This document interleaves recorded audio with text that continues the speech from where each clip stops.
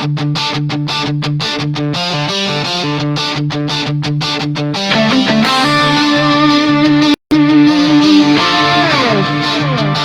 is for the ones who were raised on gasoline dreams, for the lug nuts holding tight to the wild red line scenes, for the families, the drivers, the wrench turning crews, for the chrome, the smoke, and the ones who refuse to lose. Where horsepower meets heart, yeah, that's who we are.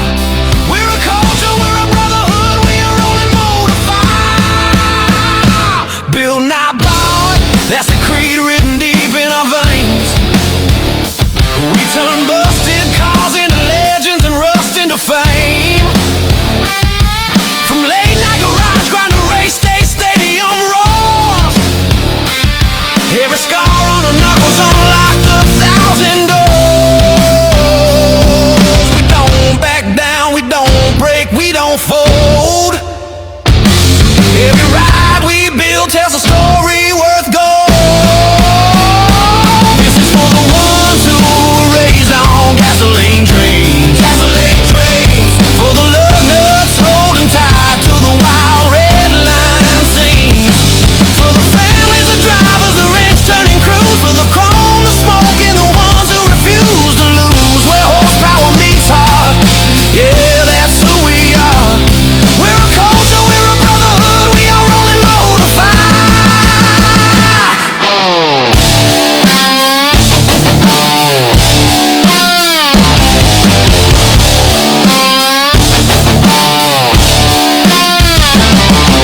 Here's to the nights when the world said slow down, but the engine said no and we stood our ground. To the ones who grew up rich and when the rest took the easy way, we found our path in the piston noise and we'll ride it every day. Pedal to the metal, this is where we belong. Cars, trucks, monster trucks, loud and strong. Passion, pride, lug nuts, side by side. If you love what you drive, then ride, ride, ride. This is for the legends that started in dusty garages, for the kids who chase dreams through the scars and collages, for the racers who gave everything without fail, and the fans who stand proud when the engines wail. Where horsepower meets heart, yeah, this ain't a phase. It's our passion, our culture, and we'll live it to the grave.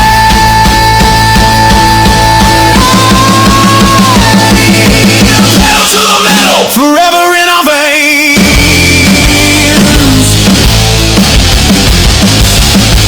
Look out, we're only getting louder from here.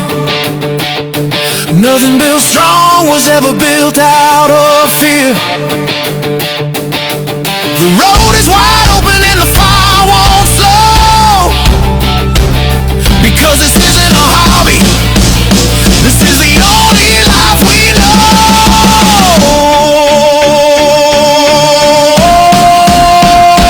Pedal down, heads high. We're not done. Pedal down, heads high. Pedal down.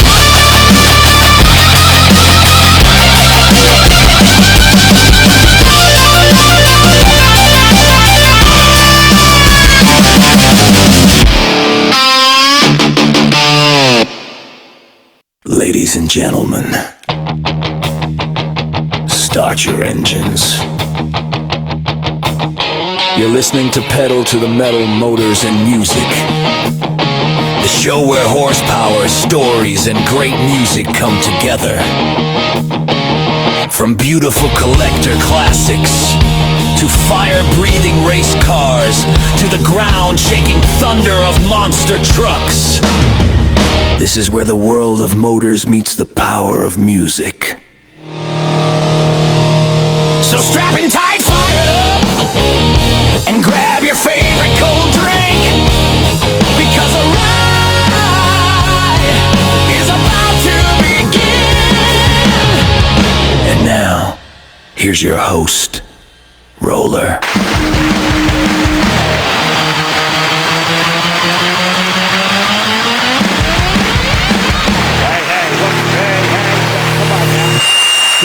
Cut it out there. Stop it. Stop it. Beer Garden Rowdy's in the house. What's up, guys? How you doing, man? Good to see you guys. I'm glad you're here, man. It's going to be an awesome show. How you guys doing up in the mezzanine up there, man? I'm great to see you guys. Thank you so much. My family, what's happening? How you been? Oh, we're going to have a good time tonight, man. We're going to talk and we're going to have some fun. Let's bring it down just a little bit, okay? Let's just bring it down a little bit here, and we'll just kind of save this for the superstars, for the world champions. You know what I mean? The world champions. But guys, we got a great show tonight, man. We have another portion of Pedal to the Metal that I am happy to bring to you guys about the auctioneering world that I'm in. And tonight we have a young lady who comes from Lubbock, Texas. Her name is Gracie Sherman. I have known this family all my life. And if you are in the Sherman family, you're in the auctioneering business. I'll guarantee you that right now.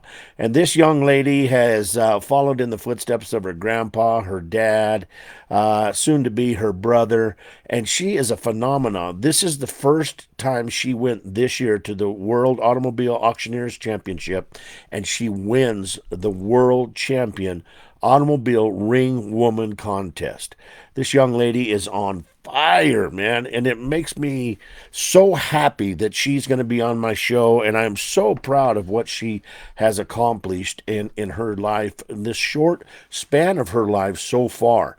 She has the world's wide open to her, and she's going to do great things, man, because she's got that Sherman bloodline in her, man, and I'll tell you, it's going to be a good time. And then also got my buddy Toya McLeod on, man. Toya and I used to work together down in Albuquerque. He's been around the auction game for a long time. He's an outstanding auctioneer, and he goes down to Memphis this year, and he wins the world champion auctioneers contest in 2026, man.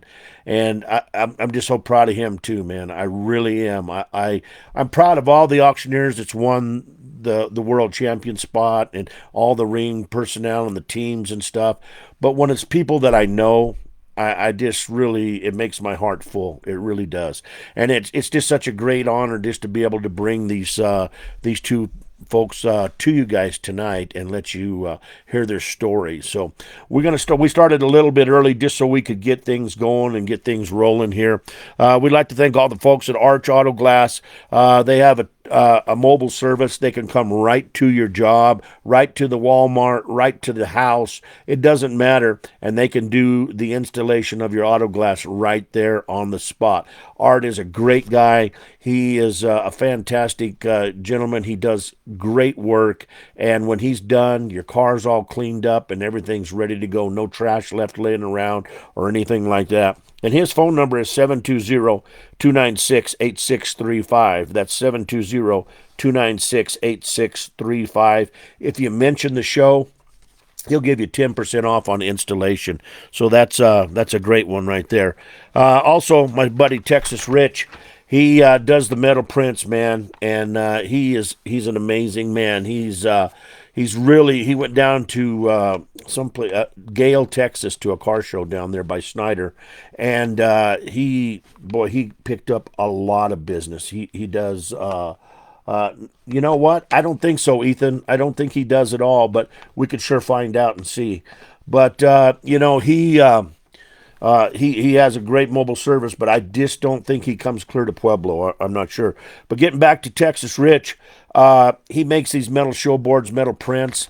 They come in the sizes of 11 by 14, 16 by 20, and 20 by 30. Now, you can get the metal show board only in the 20 by 30 size, but all he needs is like 15 pictures of your car, your horse, your children. It don't make no difference what you want to get that show board made of. He can do it for you. And then he needs a couple of paragraphs. He needs a paragraph if you're doing an automobile about your automobile. Then he needs a paragraph about you. And then he creates this metal print. You get put into the queue, and then he can tell you exactly where you are as the production of your metal print is done. And then when he gets it back, back. He opens up the box, he checks it out, make sure it's not damaged, and he folds it back up and he ships it right to you, and you get a tracking number too. So if you're looking for metal prints or metal show boards, get a hold of Texas Rich, and you can get a hold of him at Texas Rich at c10americamagazine.com. That's Texas Rich at c10americamagazine.com. He'll give you all the pricing. He'll tell you exactly what he needs, and it will take your display to the next level for sure. I promise you that. It's such a great tool. So, ladies and gentlemen, we got a few minutes before we get started with the show. We'll be right back here after a word from our sponsors. Hey, truck fans and weekend cruisers! This Saturday, fire up those rides and head on over to Trucks and Screwdrivers at the Black Eyed Pea in Castle Rock. We're talking cool trucks, great people, good vibes, and an awesome Saturday morning hangout for truck lovers from all over Colorado. Grab yourself a $5 screwdriver. Dig into some incredible breakfast burritos, and participants get free giant cinnamon rolls. Bring your buddies, shine up that truck, and come spend the morning surrounded by horsepower, chrome, and good company. Trucks and Screwdrivers, this Saturday at the Black Eyed Pea in Castle Rock. Don't miss it.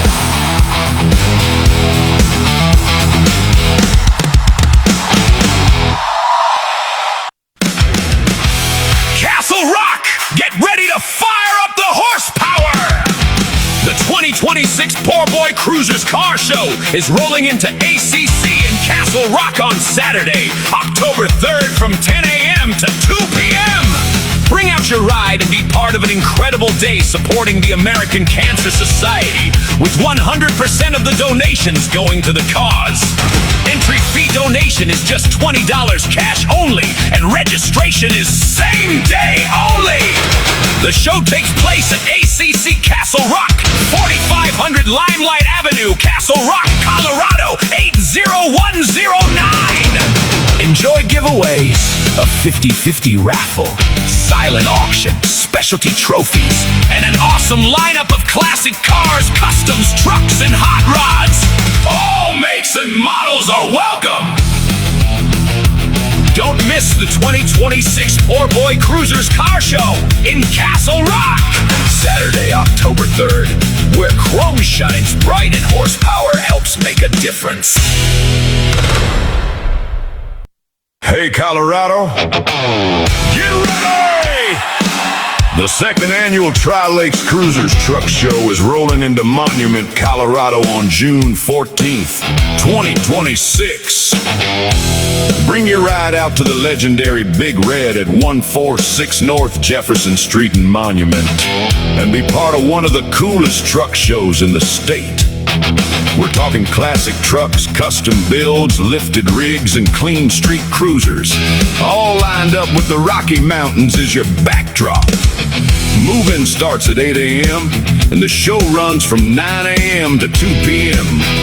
Registration is just $35, and every dollar helps support the Tri-Lakes Cruisers Automotive Scholarship Fund, presented by Hefty Fabworks. This is more than a show. It's a community, a passion, and a day you don't want to miss. So shine it up, fire it up, and roll in. For full details, scan the QR code or visit www.trilakescruisers.com. That's June 14th in Monument, Colorado. The Tri-Lakes Cruisers Truck Show, where horsepower meets the mountains.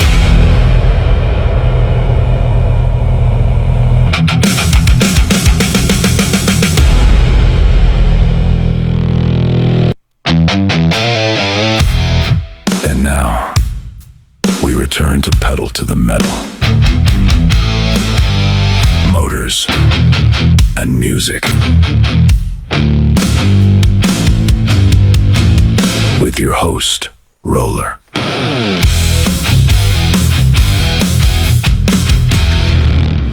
All right, we're back, guys. We're back. Like I said, tonight is Toya McLeod and Gracie Sherman. On the 24th is Texas Rich from C10 America Magazine. On the 27th, it's Roger and Kathy Gauger, monster truck legends in the world. Just great people. They're going to be on. And then, of course, we're not having a show on the 31st because we'll be down in Pueblo at our first car show there, the Steel City Car Show. So we'll make plans to attend on that one if you're down in the Pueblo area. We got some exciting news for the month of June already. We have booked legendary driver for Bigfoot, Eric Tack, a.k.a. E.T. Eric has been around the sport for a long time. He's a retired driver now, and we finally got a hold of him, and he agreed to be on the show. That's going to be a good one, and that'll be on June the 3rd. And then on June 7th, we have Amy Orrin. She is a lady mini monster truck driver, and her and her husband go around, and the name of her truck is Little Miss Radioactive. And this truck is everything that the little trucks are, except for it's got LS motor in it, man. And this truck is bad. This lady can drive this truck. So I can't wait to have both of these on in June. We're filling June up already. We have talks with other people that we're going to get in on the show and stuff. So we do look forward to June coming in and finishing up this month right here. So, now that we had a little problem coming on, I was going to start at 5:30, and she didn't want to go live for some reason. I don't know what the deal was, but now we're live, so we're here and we're ready to go. I got my R&R ready to go, so it's all good. It's all good right here. Made this song over the week where this is about George Jones. It's called "Who's Gonna Fill Their Shoes." We'll be right back here on Pedal to Metal, Motors and Music.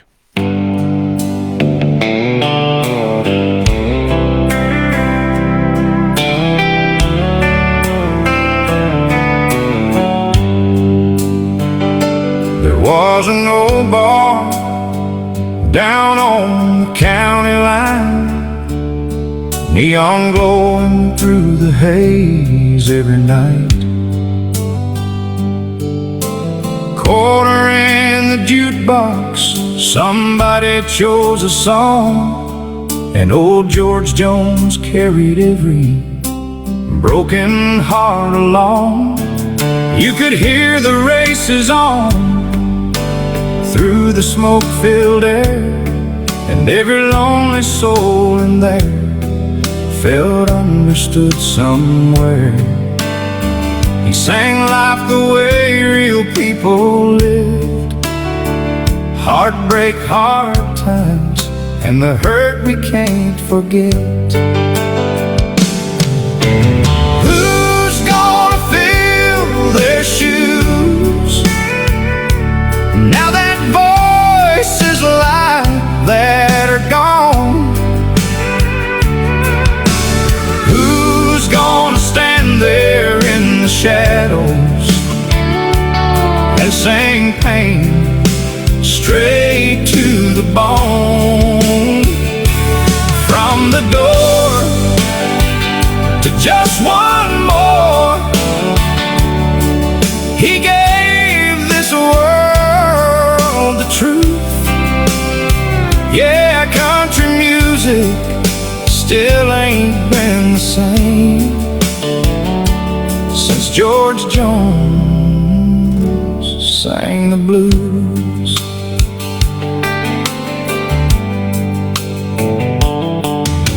If drinking don't kill me, poured from that old machine, while strangers raise their glasses to memories in between.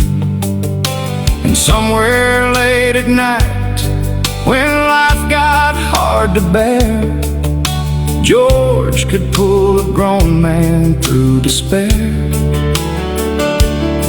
Then one day, I don't need your rocking chair came on, and every trucker, farmer, and old hand sang along, because he wasn't just a singer up on stage. He sounded like the working man growing old with age. Who's gonna fill their shoes Now that voices like that are gone. Who's gonna stand there in the shadows and sing pain straight to the bone? From the door to just one more, he gave this world the truth.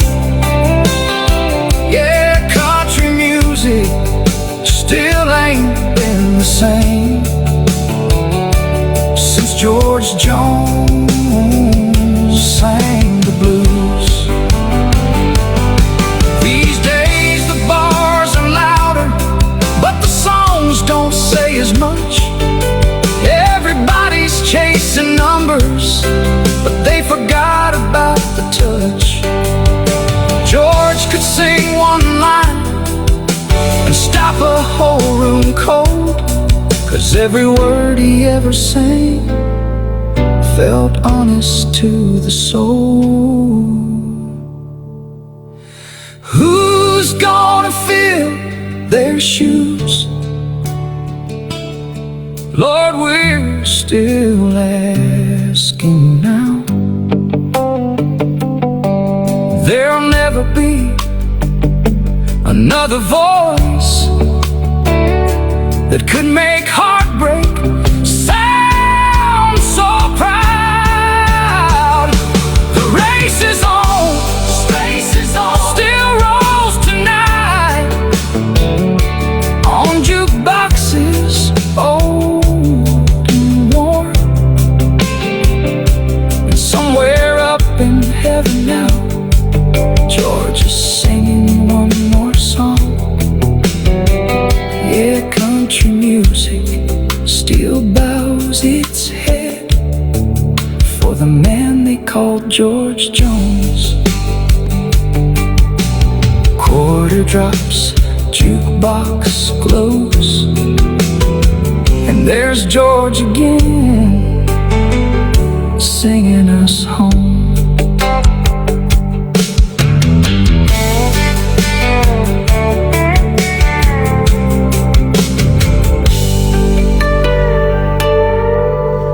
There you go. You know, for those of you that listen to country music, you know George Jones. He was an amazing man. All right, let's see if we can get a hold of Gracie here and see if she's going to answer the phone. And, oh, yeah, we got dial Hi, tone. if you record your name and reason for calling, I'll see if this. Hello. Gracie, Hey, Jeff, how are you? I'm doing good. How about you? I'm good. Are you? Where are you at tonight, young lady? I'm sitting here at the apartment with my dad and brother. So, Well, what's up? Tell them boys I said hi. Would you tell them I love them a lot? I will. I'll tell them.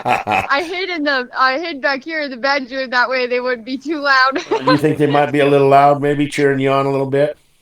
Oh yeah, for sure. They're not too proud of you, do you think?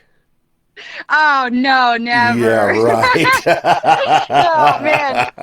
Oh, My I tell- biggest fans. yeah, guaranteed. Well, you know, let's just start out. I mean, I've known you since you was just a little one, and I got a chance to watch you grow up and different things like that. But when did you decide that you wanted to get into the auctioneers?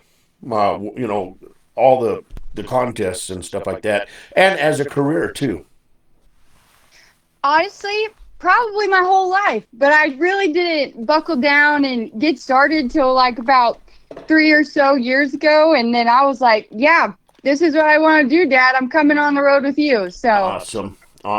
yes, sir. You know, you carrying on a excuse me, a tradition that is very strong. That Sherman bloodline, wow, that's something to be proud of, and that's a big deal to carry on the Sherman name. And you're doing a hell of a job.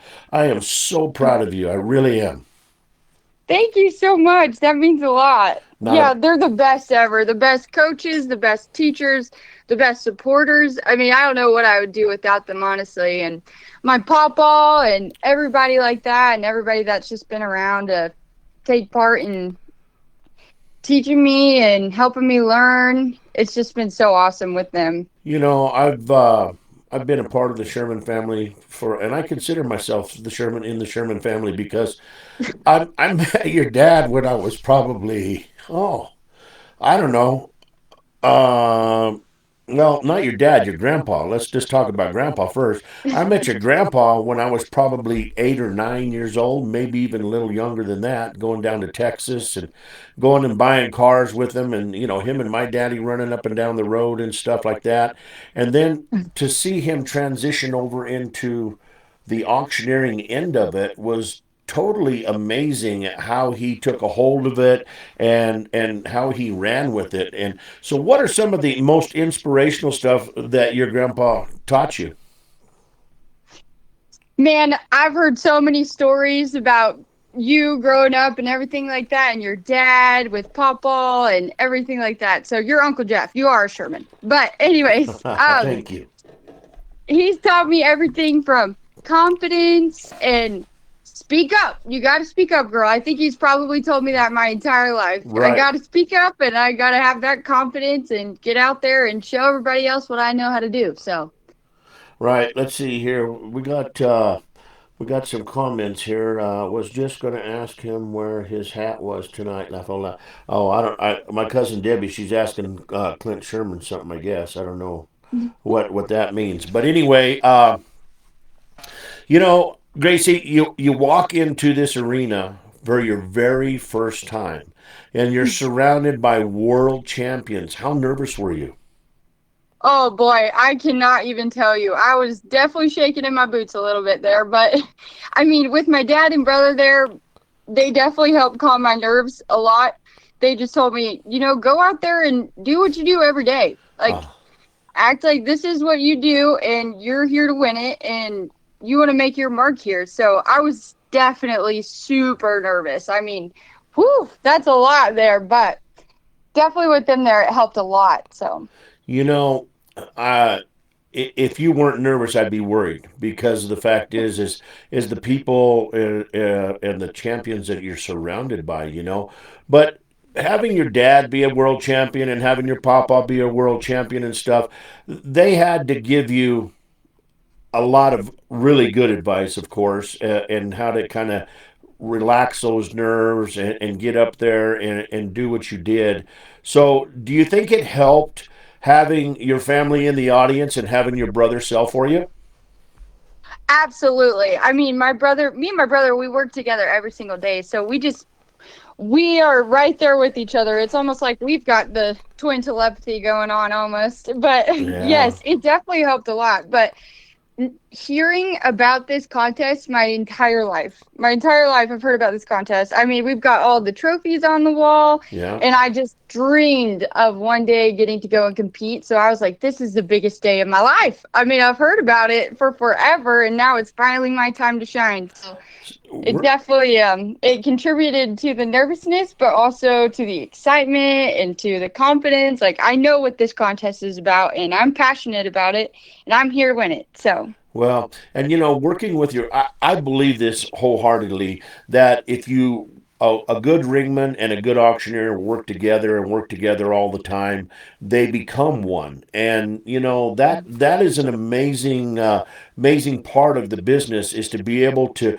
hear if your auctioneer needs you for something, or to take that bid that you need to take and to portray that, hey, I've got the bid here, and he has the confidence to and understanding that you do have the bid and you're handling the floor for him and stuff like that. That's so important. Don't you agree?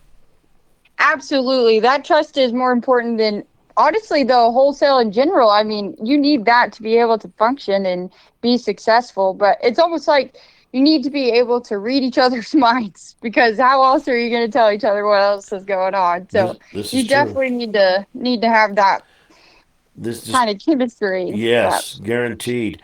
I can remember. By the way, I want to say hello to Colonel Clint, WC. What are you doing? Chad Lamb's in here. Amy Arndt, how are you? Glad to see you in here. We just got. This is going to be a good show tonight. We got a lot of people tuning in for this show. So you're kind of a superstar. You're going to have to carry a Sharpie with you every once in a while and start signing some autographs.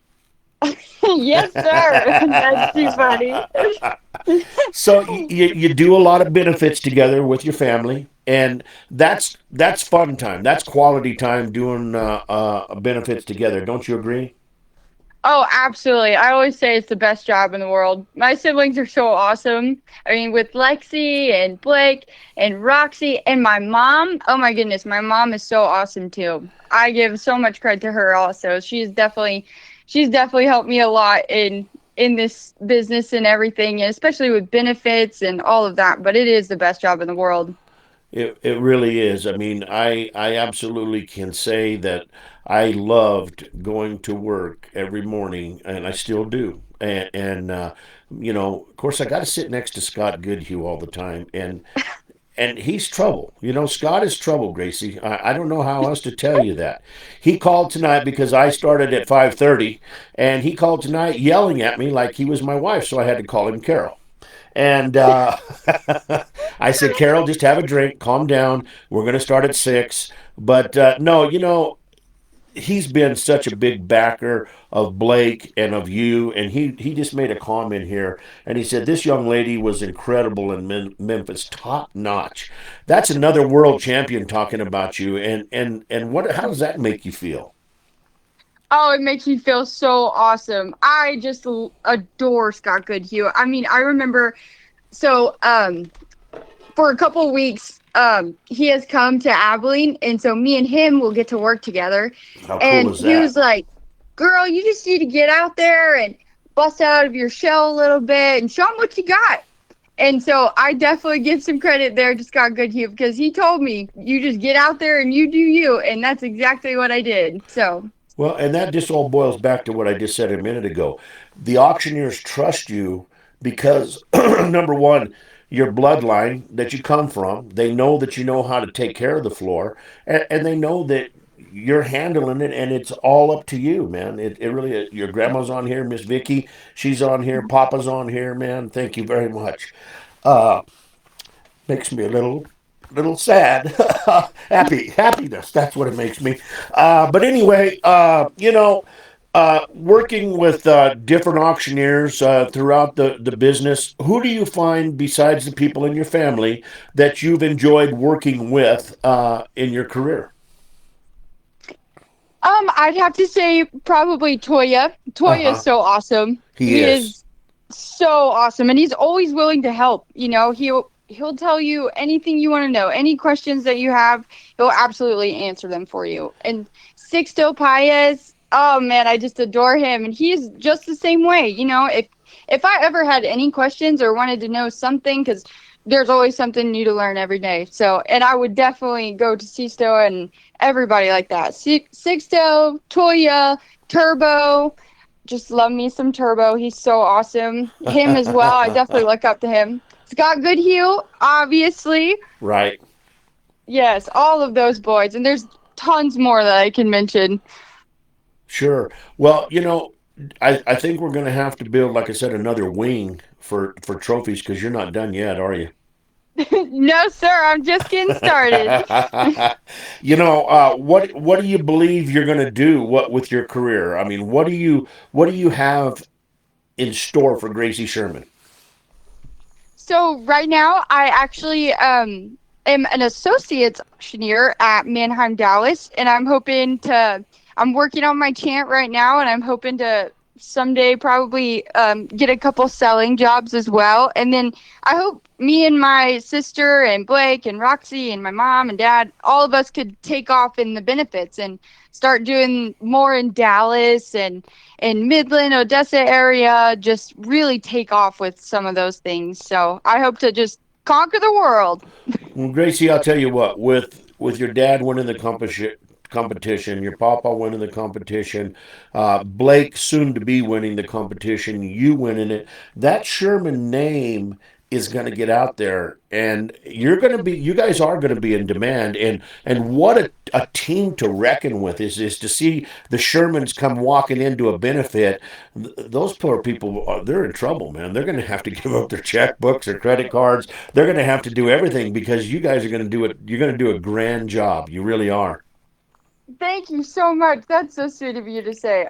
Man, it's been such a blessing, honestly. And I wouldn't have been able to do it without my brother. I mean, he just absolutely killed it up there. He did so amazing. Yeah. Oh man, he did so good. And I'm just so blessed to have him there with me. And then obviously I just thank the good Lord for giving me the capability and the opportunity to go out there and win it amongst all of those amazing people. Oh my goodness. I met so many incredible people there that weekend, and I learned so much also. I mean, I learned and I had fun. And I met so many interesting people. I mean, I just love this. I love this industry with my whole heart. Right. Now, did you and Blake, did you guys do the team competition too? We did. Yes, sir. We were fifth in the team contest. You know, Gracie, that's pretty darn good for your first time, Blake's first time, you guys working with each other together and stuff. Uh, what do you think you would do next time when you go to make your run even better? Oh man, I think just hit him even harder. Go all out and just be even more. I mean, just do all that we can. Because I think me and Blake did amazing as a team, and we didn't win it this year, which That's that's all right. okay. That's I all want to right. go back every year. Yes. So yeah. But I think just honestly just do what we did and just add a little more spunk. And I think after time it'll be absolutely incredible, the two of us together. Right. So Now, with Roxy being gone and your better half, your twin, mhm. you're missing that portion of the Sherman deal, but she's doing very well. Now, where is she at right now? She is living in Washington, D.C., and she's working for the Department of Labor, and she Wow. is absolutely girl boss killing it all. So she's doing so good about it. I do miss my other half. Well, but she's with you. You can tell. I mean, I don't have a twin, but they say that twins have this bond that that she's thinking of you and you guys think alike and do all that. And I have to believe just by talking to twins that that's the truth. Oh, for sure. That is definitely true. I mean, we do stay on FaceTime like probably 24 hours a day, but still, we definitely do. We've got that twin connection going on all the time. So. Right, right. And then your big sister, she's doing very well too. Oh yeah, she's absolutely killing it. Me and her have really taken these benefits, and we just want to go and run with the wind. We want to take them all over, and we just want to do all that we can, all that's possible. We want to offer new things all the time. We're always learning and networking and trying to just better the Sherman Auctioneers benefits and everything like that. So Lexi is outstanding, and I just love her. She's a great ring man. She's incredible. Her and her husband Matthew, Uh-huh. he's so awesome. He's joined this whole deal with us too, and really just taking away. I mean, we're just taking it all over. So Now you got nieces and nephews, and they can't help but be in the business. I mean, they talk a little bit about your nieces and nephews. oh my goodness, they are the most precious, most sweetest little angels in the whole world. Riggs just turned 4, Oh my or God, he's I'm about getting to old. turn I'm 4. getting old. I'm getting old. I got to go lay down. I need to take a nap. And Riggs actually on his schoolwork the other day, they did like a whole I'm turning 4 and this is what I want to do in the future type sheet type deal. Uh huh. And on the page it said, "What do you want to do whenever you grow up?" And it said, "I want to be an auctioneer." What kind of 4-year-old says I want to be an auctioneer? Isn't that funny? A Sherman. That's what kind of Yes. young man does it. I'll guarantee you. He already knows his destiny. I'll guarantee you that right now. And I think he's with everybody coaching him. He can't help but you better start making some spots on the wall for him because he's going to be getting some trophies. Y'all are going to have more trophies than the trophy shopper's going to have. I'll guarantee you that right now. Oh, yes, sir. I hope so, man. You Yes, know, but and then yeah. you're sitting here calling me sir. Number one, I know it's a southern respect, but I just it's just hard for me to hear yes sir. And it really and it's so much respect. I get it. You were raised so incredibly right. Your mama, your daddy, and everything like that. And I think that's just what makes you a great person. Can you guys remember the monster truck show in Lubbock? Oh my goodness, like it was yesterday. Those are some of those funnest memories that I've ever had. Honestly, I loved those. Do you remember you and your sister coming up and saying, "Can you say our name over the PA?" Oh yes, And absolutely. I Because it was always like during our birthday, kind of yes, it somewhere in was. there. Yeah, exactly. And I think I said your name, but I said Lexi's name instead of Roxy's name. And I heard it after. I mean, I was told that I missed her name, and that was a memory that I'll never forget. But it was always a pleasure to see you guys come to the shows and hang out. That building don't even exist at Tech anymore, does it? No, I don't think it does actually. I think they did tear that one down, but yeah, which is so sad. I hated to see that one go, but that's too funny. I do remember that. I remember like it was yesterday. Those were so fun. I'm so glad Riggs got to go to one the other day. That's going to be a very fond memory for him too. So, Yeah. Now your daddy just typed in it, and he typed in something that I didn't even know. He's saying that Lexi went to a contest in Alabama, and she's a champion also. oh yes, she absolutely is. First See, I ever did not time know that. competing. Yes, yes, she is a superstar. That one. Wow, that. See, that it's in the Sherman's blood. I tell you, it's this. You guys can't help it. You're just champions. That's all there is to it. But Thank you. growing up as a young lady and stuff, you were into 4-H and all that too, weren't you? Yes, yes, I was. I showed pigs all throughout high school, middle school, elementary, all the 9 yards, and I loved it. I loved it so much. I think my dad maybe he bought me one too many pigs a couple times, but I was grateful. I was very grateful. I enjoyed it all. Does So, does one of those pigs stand out as one of the grand champions that you knew he was going to be or she was going to be? oh man, we had one named Dutch, and I really loved that one. We have a poster of him up here at the apartment that I'm looking at right now. And Uh-huh. Ozzy Osbourne, he was a little crazy one, but loved those two. And they were both dark crosses, so those were pretty awesome. But yeah, I loved showing pigs, and I can't believe all of this new CDE that they just came out with for auctioneering. It's so awesome. Well, let's talk a little bit about that. What made you what do you like the best about it?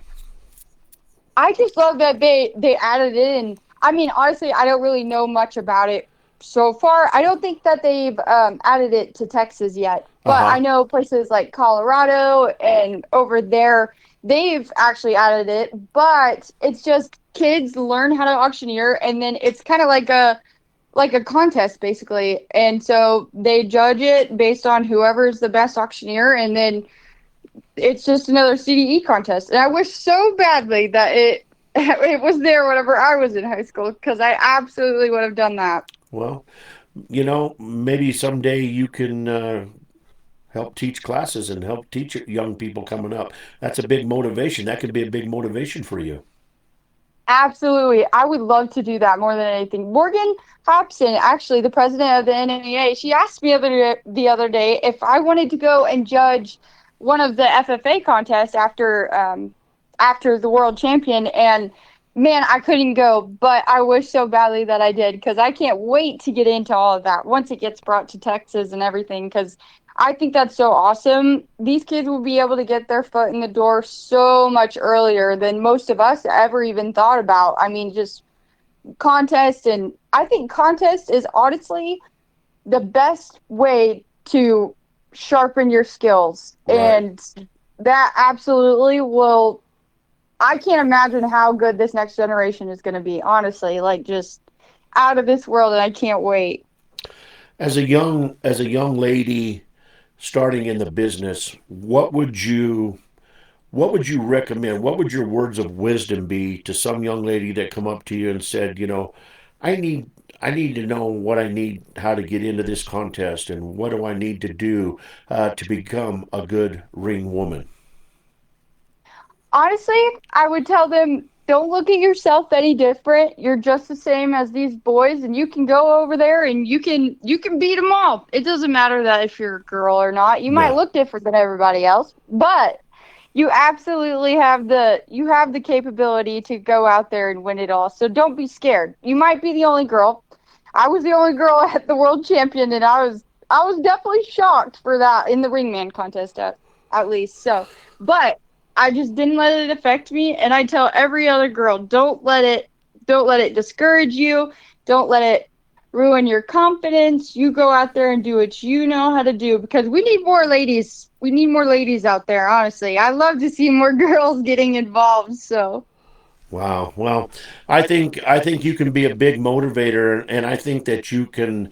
I think you'll start seeing a lot of these uh, contests from different states and stuff, asking you to come and be a speaker at the contest and stuff like that, and trying to motivate women into the auctioneer world. We're going to have a ladies of auctioneering, like we had the Young Guns. We're going to have a ladies of auctioneering on the show here real soon.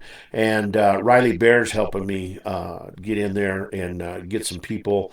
And I think that's going to be a big plus for the show and plus for these young ladies because I think that the women, I mean, back when I was doing the contests and stuff with Kenny and everybody and your dad and all that, I mean, the only ones really that I can remember being ladies at the sale at the contest were Sherry Boots Sutton and Angie Meyer, and that was about it. And they were spitballs, they were balls of fire. But there are so many more out there now that I don't even know their names that are up and coming superstars. Do you agree with that? absolutely. I just absolutely adore Angie Meyer and Sherry Sutton. They're so awesome, and I think there are more and more ladies coming and joining the industry, and it's so awesome to see. I just love it so much. I mean, I just want them all just to come in and join, but I love to see more ladies in there because I think it makes them even more awesome. Oh, I So, I do too, and I think there's definitely room for them. I mean, look at you got the first lady that I know of in auctioneering was Cookie Lockhart, and Cookie has made a great name for herself in the business. I mean, she's well known, she's well respected, and I think that she's a big forerunner of for the ladies, and I think you all ought to be proud of that she got in there and did that. absolutely. Oh my goodness. Cookie Lockhart, I just love that so much. Yeah, she absolutely did. She led the charge and everyone else followed, and she is definitely a legend, an absolute legend. I Yeah. definitely highly look up to her. Guaranteed, guaranteed. Well, I Yes. tell you what, let's do this for a minute. Let's play this song that we made for you, and then we'll be right back here, and we'll talk a little bit more for you. Okay? Okay, awesome. All right, we'll be right back, ladies and gentlemen. This is called Sherman Proud.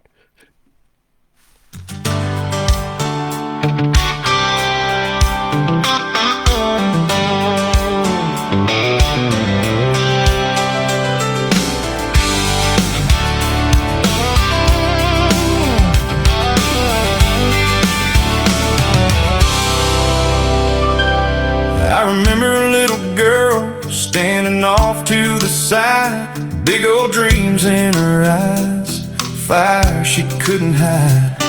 Boots a little too big, but she wore 'em proud, learning every word from that auction crowd.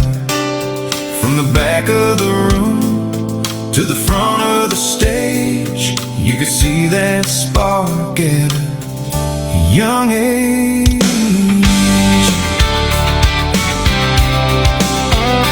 Down in Lubbock town, where the dust meets the sky,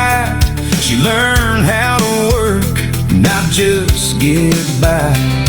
Calling out numbers, helping where she can, giving back her time with a steady hand.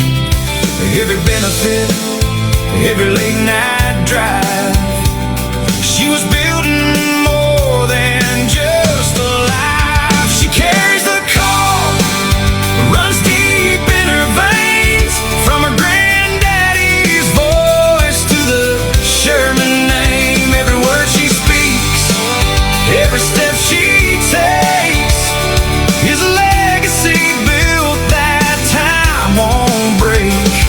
Now the whole world's watching what we always knew. Gracie made that Sherman bloodline proud and true.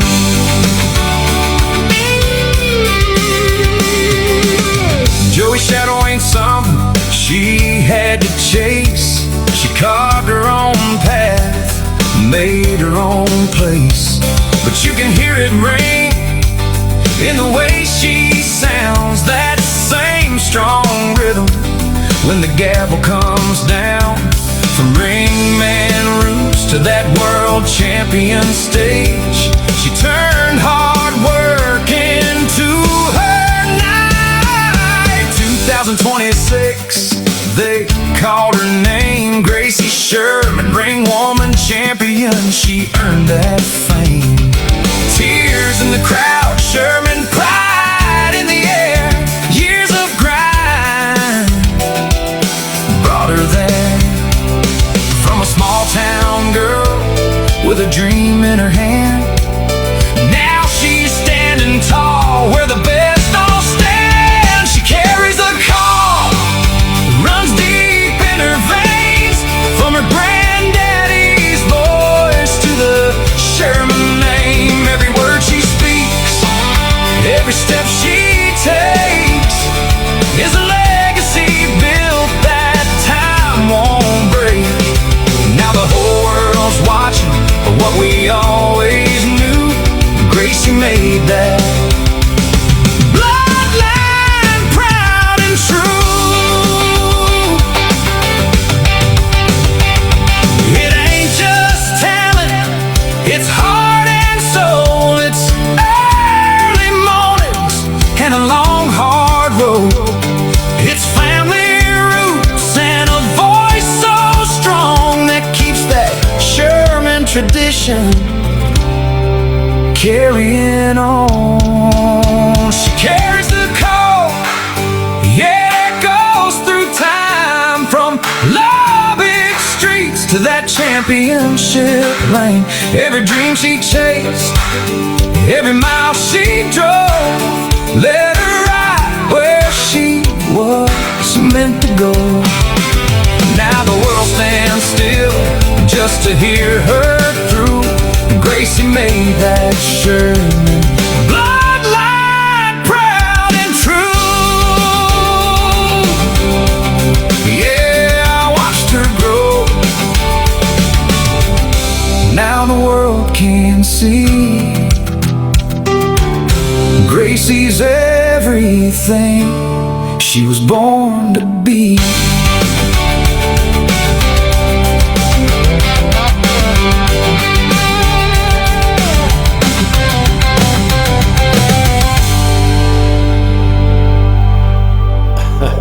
You know, I'll tell you what, your dad, he started me on this. He said that I think I'm going through menopause. I'm crying again. Clint, I think I am too. And I think there is such a thing as male menopause. But what hit my heart the most was when Sassy got on there and said, "This song is amazing, Jeff." That meant a lot right there. So, excuse me. Yes. I have something in my eye. Excuse me for just a second here. That song is so awesome. It makes me tear up every time I listen to it. That's so awesome. Well, thank you. And Missy's on here too. Hello, Missy. How are you? Long time no talk. But there's a lot of people on here tonight. The room is full of Shermans. We got the Sherman section going on here tonight. I do have the best fan group. They're so awesome. Yeah, that's what I love the most about you guys. I see you guys as pictures when you're in Rio Dosa at the cabin and stuff, and the family bond is so strong. It's just I wish my family had that strong bond. After my dad died, the family just boom went other ways and different things like that. But you guys have got such a bond. It's such an inspiration to people to when they have families to have such a bond like that. What does it feel to be such a big part of such a loving family? It's so awesome. I mean, they're all my best friends. Every single one of them. We're all just the bestest of friends. We like to hang out with each other, surround each other with us, and everything like that. It just feels so awesome. And our papa, he keeps us all held there together. You know, Oh, he does. he says we're a family, we're a clan, and we just love it. We love all of each other, and we just have so much fun together. I Right. mean, oh my goodness, they are a blast. If honestly, if I were to hang out with anyone, it'd be my family every time. I R- mean, they are just so awesome. That's really cool. You know, being at that contest and stuff, and I'm sure you realize how many people are were at that contest, that general managers and different things like that. I think that it's going to be really a big deal for you. I think you're going to start getting some offers from people that heard about you, from people that were at the contest and watching you. I think it's going to be such a big deal for you, and it's just starting. I mean, everybody's got to get back and get to work and stuff. But when it comes time, thank God we've got auctions out there that have ring personnel, and I think that your name is going to come up as soon as some of these spots open up, and I think you're going to really be busy, young lady. I really do. I hope so. It's been such a blessing just all around. I mean, everybody, even here, has just been absolutely incredible. I get congratulations every time I walk in the door, and everybody's still, yeah, go Gracie. So even the support system here is just absolutely incredible. That would be such a blessing, though. I hope to be as busy as I possibly can. I'll do anything, anywhere. I'll be there, you know. Guaranteed, guaranteed. And you got people like John Swafford that's in your corner that has so much pull and is so well respected. People like Jeff West and stuff, so well respected in the auction businesses and stuff. And I know that those kind of guys, when they hear of somebody that needs somebody, or if they need somebody, they're going to be calling you. I really do believe that. I do believe that you are definitely going to be a very hot commodity. Thank you. I really hope so. I just love John. He is so awesome. I mean, he is just incredible. He's really taken over everything, and he is the boss man. He's so awesome, and he was so welcoming. I was so happy to be there and get to see him in Memphis. I mean, he set up an incredible contest. It was so amazing. Everything was so nice. The night before, the draw and the food and everything, and the contest ran so smoothly all day, and everything was set up perfectly. I mean, we had a whole lounge area. He absolutely killed in setting up everything in that. And he's so good for this. He would introduce me to all of these people, from all of these general managers and all of these different buyers, and I'm just so thankful and grateful for him, for sure. you know your mama's on here now. I just seen her come in. Hello, Leslie, how you doing? What what do you want to tell your mom and daddy right now? Thank you from the bottom of my heart. I literally couldn't do anything in this world without them. And they've definitely given me, and thank you for pushing me. Thank you for pushing me to always be my best and to always give it all I got and to never give up. I mean, honestly. And thank you for just being there whenever I maybe need to cry or vent after a long day, or just definitely being my teammates, just being there for me all the time and helping me get to where I am today. I couldn't do it without them, honestly. I Yeah. love them both very much. Yeah, guaranteed. And I know they love you too. I know they love all their kids, but it's just amazing to have a good, stable foundation at home and like you do. No, your mama said, now I'm crying. So well, you got us all crying tonight. That's what we're doing. It's a cry fest. That's all it is, just a cry fest.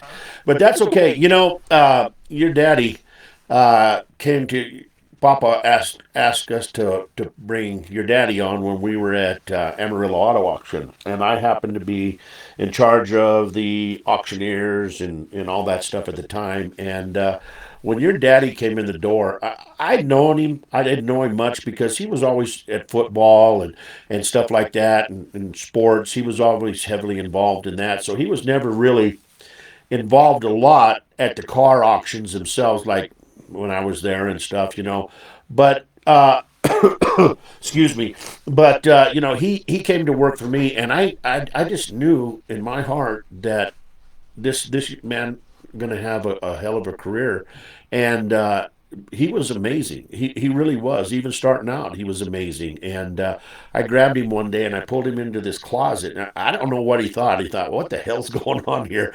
And I told him, I said, "Man, you've got it. You've got it going on here, and I got you a raise." And I've never really made this public, and I don't care because Anglo Americans auctions is not around no more. So I just went ahead and said, "You're an amazing man, and I got you a raise, and I put it in there. And if you tell anybody, I'll fire you on the spot."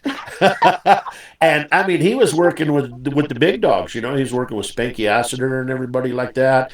And the Knott brothers were there and stuff. And he carried his own. He made it happen. He really did. And it's just carried on, and he's done such a great job. We had such a brotherhood back in the day when your daddy and him were up here, and we all stayed together. Can you imagine? Let's see. There was me, Sammy, Derek, Kenny, Joey, Clint.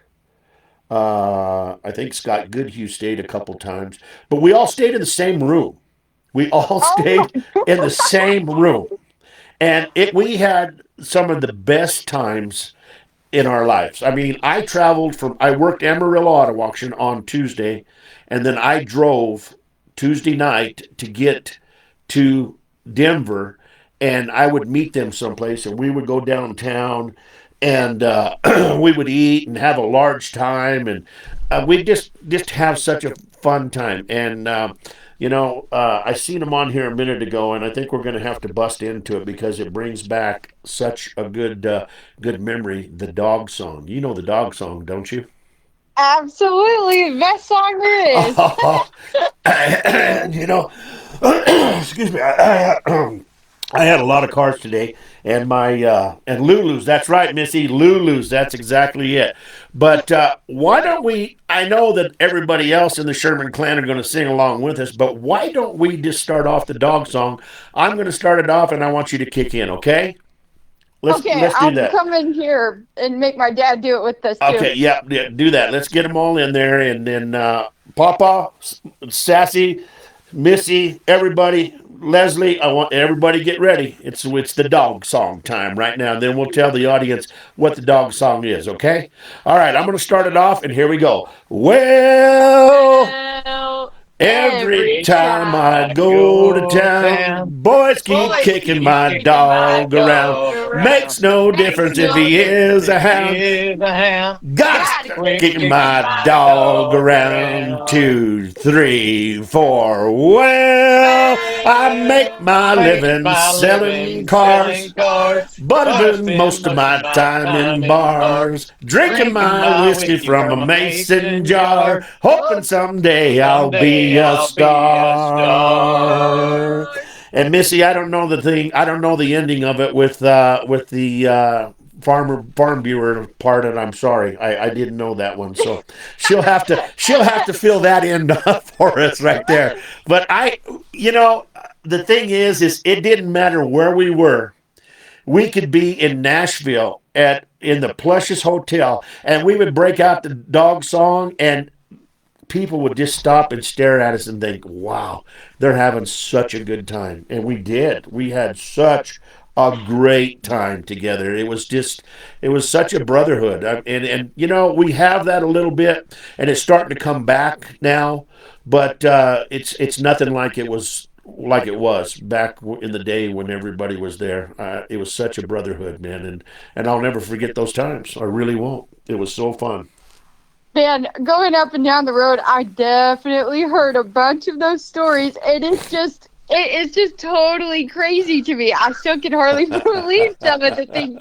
You guys were definitely a fun group to be around, and I bet you that was just so much fun. It's so awesome. I can't imagine having that brotherhood with all of you together in one room is Yeah. crazy. But Well, it really was. You know, it really was was a good time, and going to the steakhouses and eating and going over to God, what was the name of that place we used to drink at?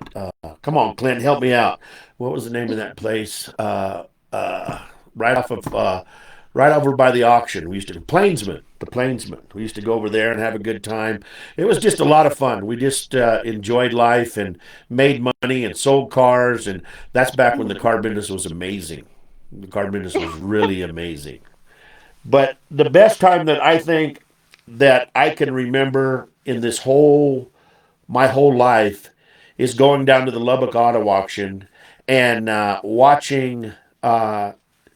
First of all, having Colonel Don call me up to the stand and say, "Hey, Jeffy, would you go make Colonel Don something to drink?"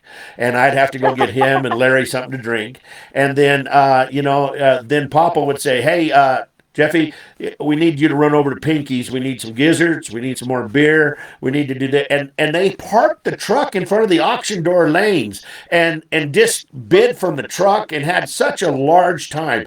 And then we would go out, and there was more car business done at the bar than there was at the auction sometimes. I've seen guys lose Rolexes. I've seen them lose rings. You know, it was just an amazing time as a young man growing up to be involved and to be accepted into that group because they accepted me, you know, I guess because I was Bob Richards' son or something, but it was such a fun time to be able to go to Texas. And all my friends during the summer, they were like, "Hey, you need somebody to drive to Texas? We want to go because you could drink when you're 18." And it was just a fun time, man. It really was. Yeah, Paul and Mark Lund and absolutely. everybody was there. So let's see. One morning we woke up at the Embassy Suites in Denver, and there was 18 auctioneers and ringmen. That is no joke. That is no joke. The Oh embassy was man. like a jungle. It was like a jungle, but we had a large time there. We really and everybody knew us at the bars, and all we did was just throw hundreds in the tip jar, and we drank free for the whole night. It was just such a fun time. But yeah, well, that's another time and another story. So this is all about you, young lady. I'm sorry I got off on a memory. No, That's what I no. did. I got off on a memory, but it was a good memory. I was working at Lone Star. That was my first job besides Abilene with Brandon Dennison, but with Trevor Smith. He gave me my first job at Lone Star Auto Auction, and Papa would come on Wednesday mornings and watch me. And to this day, he will still pull up to that auction door right in front of the lanes. And Yep. I'd be like, "Papa, what are you doing?" He'd be like, "Girl, I've been here a time or two. Yeah. I know what's going on here." But That was that reserved for was so him. funny you said that. Yeah. Yeah, That was I just love it. and they were in the hauler. They weren't parked in the car. They was always in Joey's red hauler that hauled two cars, and the doors were open wide.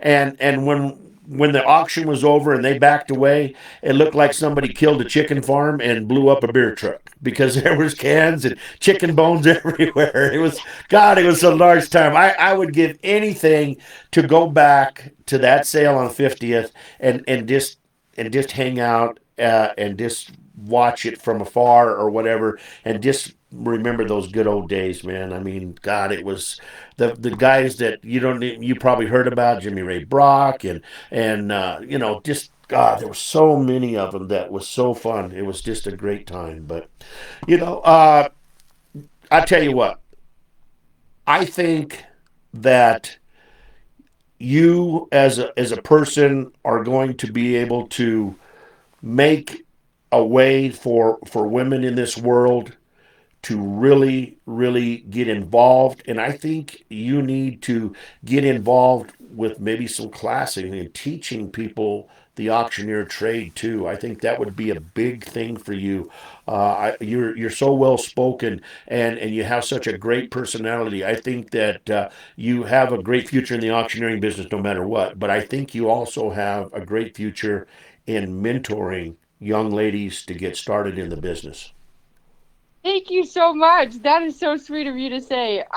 I would love to do that. I would love nothing more than to go out there and help other ladies, and especially other younger ladies, because there's not, you don't typically, there's not a like a plethora of just young people in there. So I would definitely love nothing more than to mentor some other young girls and to get them out there and show them you can do this too, like, and it's different. It's different learning from some of these other guys, and it's different sometimes between things. And I would love to go out there and teach other ladies. I mean, I would love nothing more. Right, right. Now, I can't, I'm old. I'm just really old, so I can't remember if I asked you this question or not. But besides family, who do you hold dearly for being inspired to become a ring woman and an auctioneer in the business? I think I asked you that, but let's ask it again. Um, Scott Goodhue, Sixto Paez, Toya McLeod, Turbo, also Mr. I'm talking Heisey. about ladies is what more than I mean the Oh, guys. Ladies ladies. in the auctioneering business.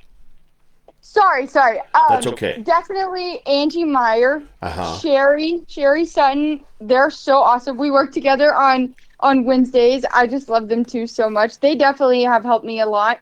And then also Kate Phillips. Me and Kate Phillips work a lot together. I just love and adore her, and a bunch of other people. Man, I'm going blank on names right now. Just going off the spot, but there's a million, honestly. Abby Schmidt, I look up to her a bunch. I mean, she is so incredible. Uh The huh. reigning IAC champion, world auctioneer, and geez, let me think. Yes, just all of those awesome ladies. I just love them all so much, and they're a huge inspiration for me. So. What other contests are you planning on going to travel to try to win those contests? Do you have any other ones in other states or anything like that? Do you have any other places to go that you want to go? Yes, I'm going to be competing in the IAC this summer, so I'm looking forward to that. Actually, it's coming up pretty quick here.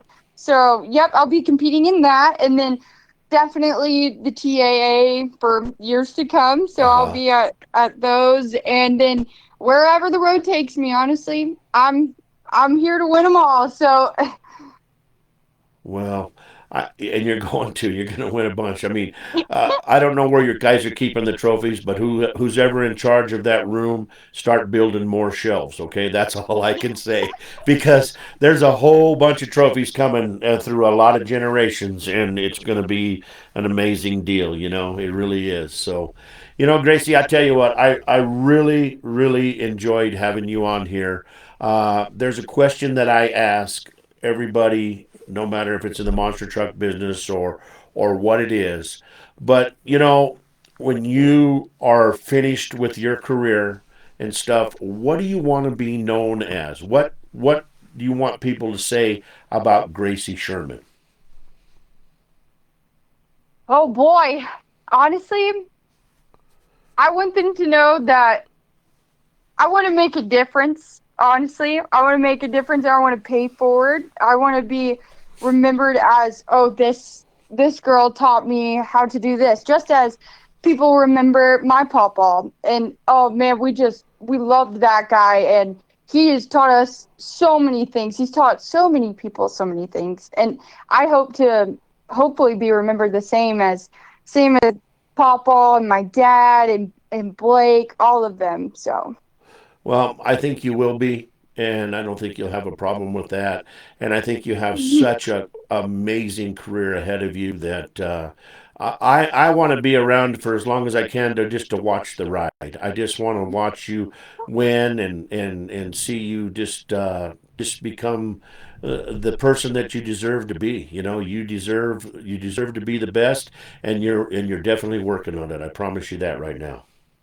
Thank you so much. That is so nice. Thank you. Yeah, and if you ever get a chance to come out to Colorado, you know, I think you definitely need to. You got to come out, and we'll have to go to dinner. I think that when you become an auctioneer, that you come out here to the contest out here because, you know, Scott, he's involved in it, and you know, he's getting some money put up for it and stuff, and who knows what the future is with that contest. I think you can come out here, and I think you can jump right in and maybe take a Colorado contest, and then we can go downtown and we can go to Sing Sings and all them other places and have a large time and have the fun that we used to have like we did with your dad and your papa. Oh, for sure. I would love that so much. I would love that. We definitely need to do that. So, All right, baby girl. Well, I love you very much. I am so proud of you, and I just don't know what else to say. I mean, it's just so fun watching you grow up and become a beautiful young lady like you are. thank you so much. We love you. All of the Sherman clan. They send all of their love. They absolutely adore your song, by the way. I sent it in our family group chat, and it just absolutely blew up. Everybody was loving it. All right. Well, I'll tell you what we're going to do. We're going to play your song one more time on the way out. But you know what? When we do this other deal with Riley and stuff, maybe we'll have you on. Would you like to be on again? Absolutely. I would love that. Okay. Well, we'll make plans to get you on and stuff like that, and I'll keep in touch with you. And hey, if I can do anything out here for you, I don't know what it would be, but I'm a phone call away, and that's all there is to it. Even if it's just a place to lay your head down and relax and take it easy on a trip through or something like that, you call me and let me know you're coming to town, okay? Yes, sir. Thank you. All right, baby. You have a good night, and go knock 'em dead tomorrow, man. Take a couple of really good bids for me, too, would you? You got it. I sure will. All right. You have a good night, and we're going to play your song right now one more time. All right? Okay, you too. All right. Bye-bye. Bye-bye.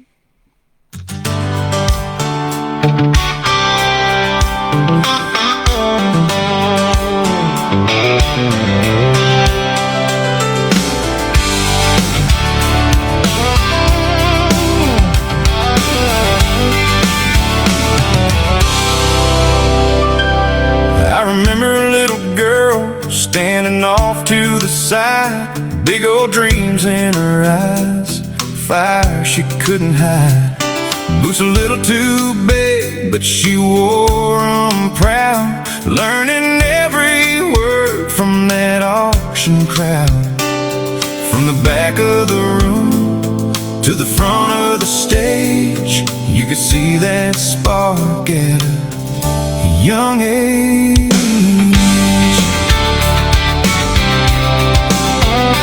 Down in a little big town where the dust meets the sky, she learned how to work, not just get by. Calling out numbers, helping where she can, giving back her time with a steady hand. Every benefit, every late night drive, she was building more than just a life. She carries the call, runs deep in her veins, from her granddaddy's voice to the Sherman name. Every word she speaks, every step she takes is a legacy built that time won't break. Now the whole world's watching what we always knew. Gracie made that Sherman bloodline proud and true.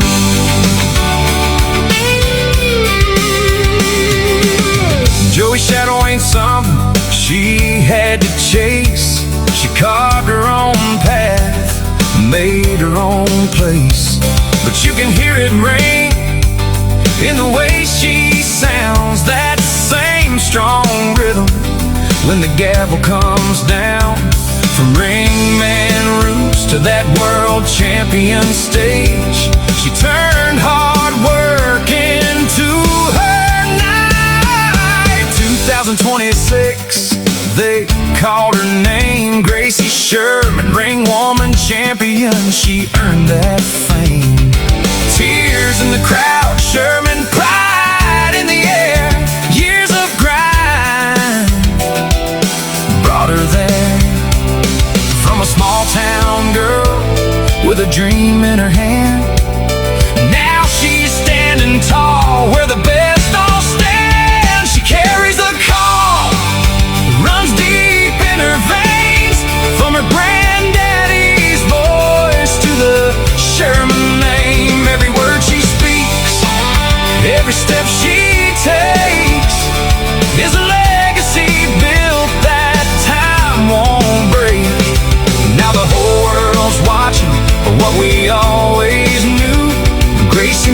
day.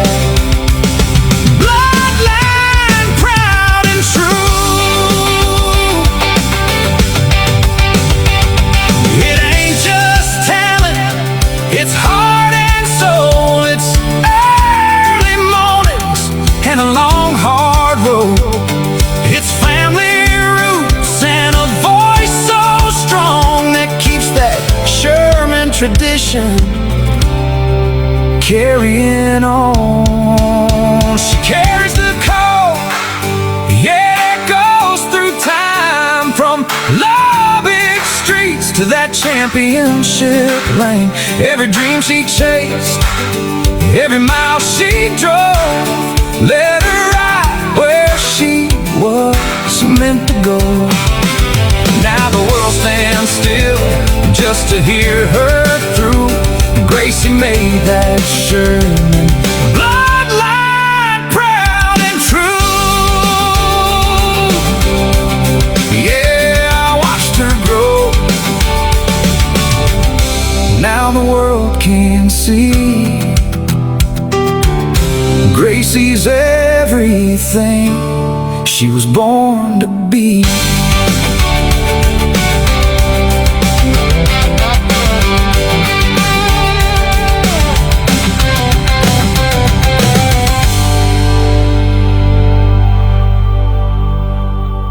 Much love to the Sherman Nation out there, guys. Papa Sassy, thank you for raising some amazing kids. What a beautiful family you have. You should be very proud. All right, guys, we're going to be back here in just a minute, and we're going to be calling Toya McLeod. We'll be right back here after this word from our sponsors.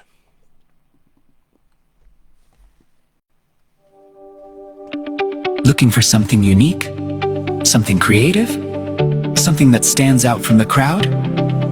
Then it's time to check out Jesse Scott Crafts and Creation Studio.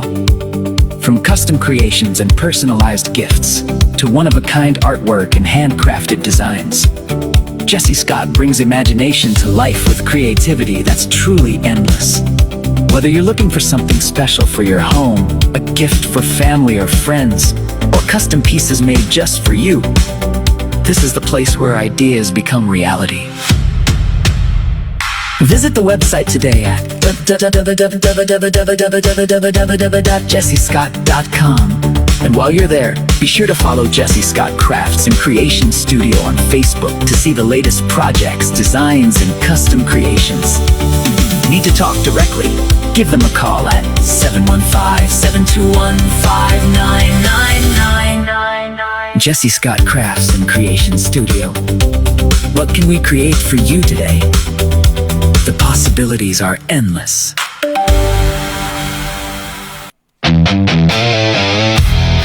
And now, we return to pedal to the metal. Motors and music. With your host, Roller.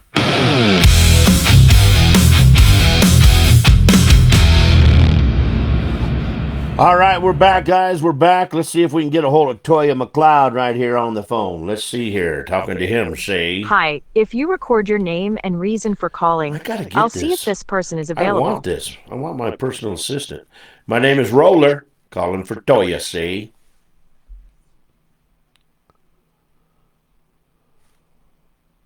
Thanks, Roller. Please. Yellow. Is this world champion Toya McLeod, say? You got him. What's going on, baby? How you doing? Yeah, brother. How you doing? Oh, Good man. to hear from you. Great to hear from you, my friend. It's been a long time. Albuquerque days. Oh, buddy. It was Albuquerque, wasn't it? It was, man. We had such a good time down there, man. And now our brother Jimmy's not with us no longer, man. And God, it's just it was such a sad day, man. But we had a large time down there in Albuquerque. Oh, we had so much fun in Albuquerque. That was one of my.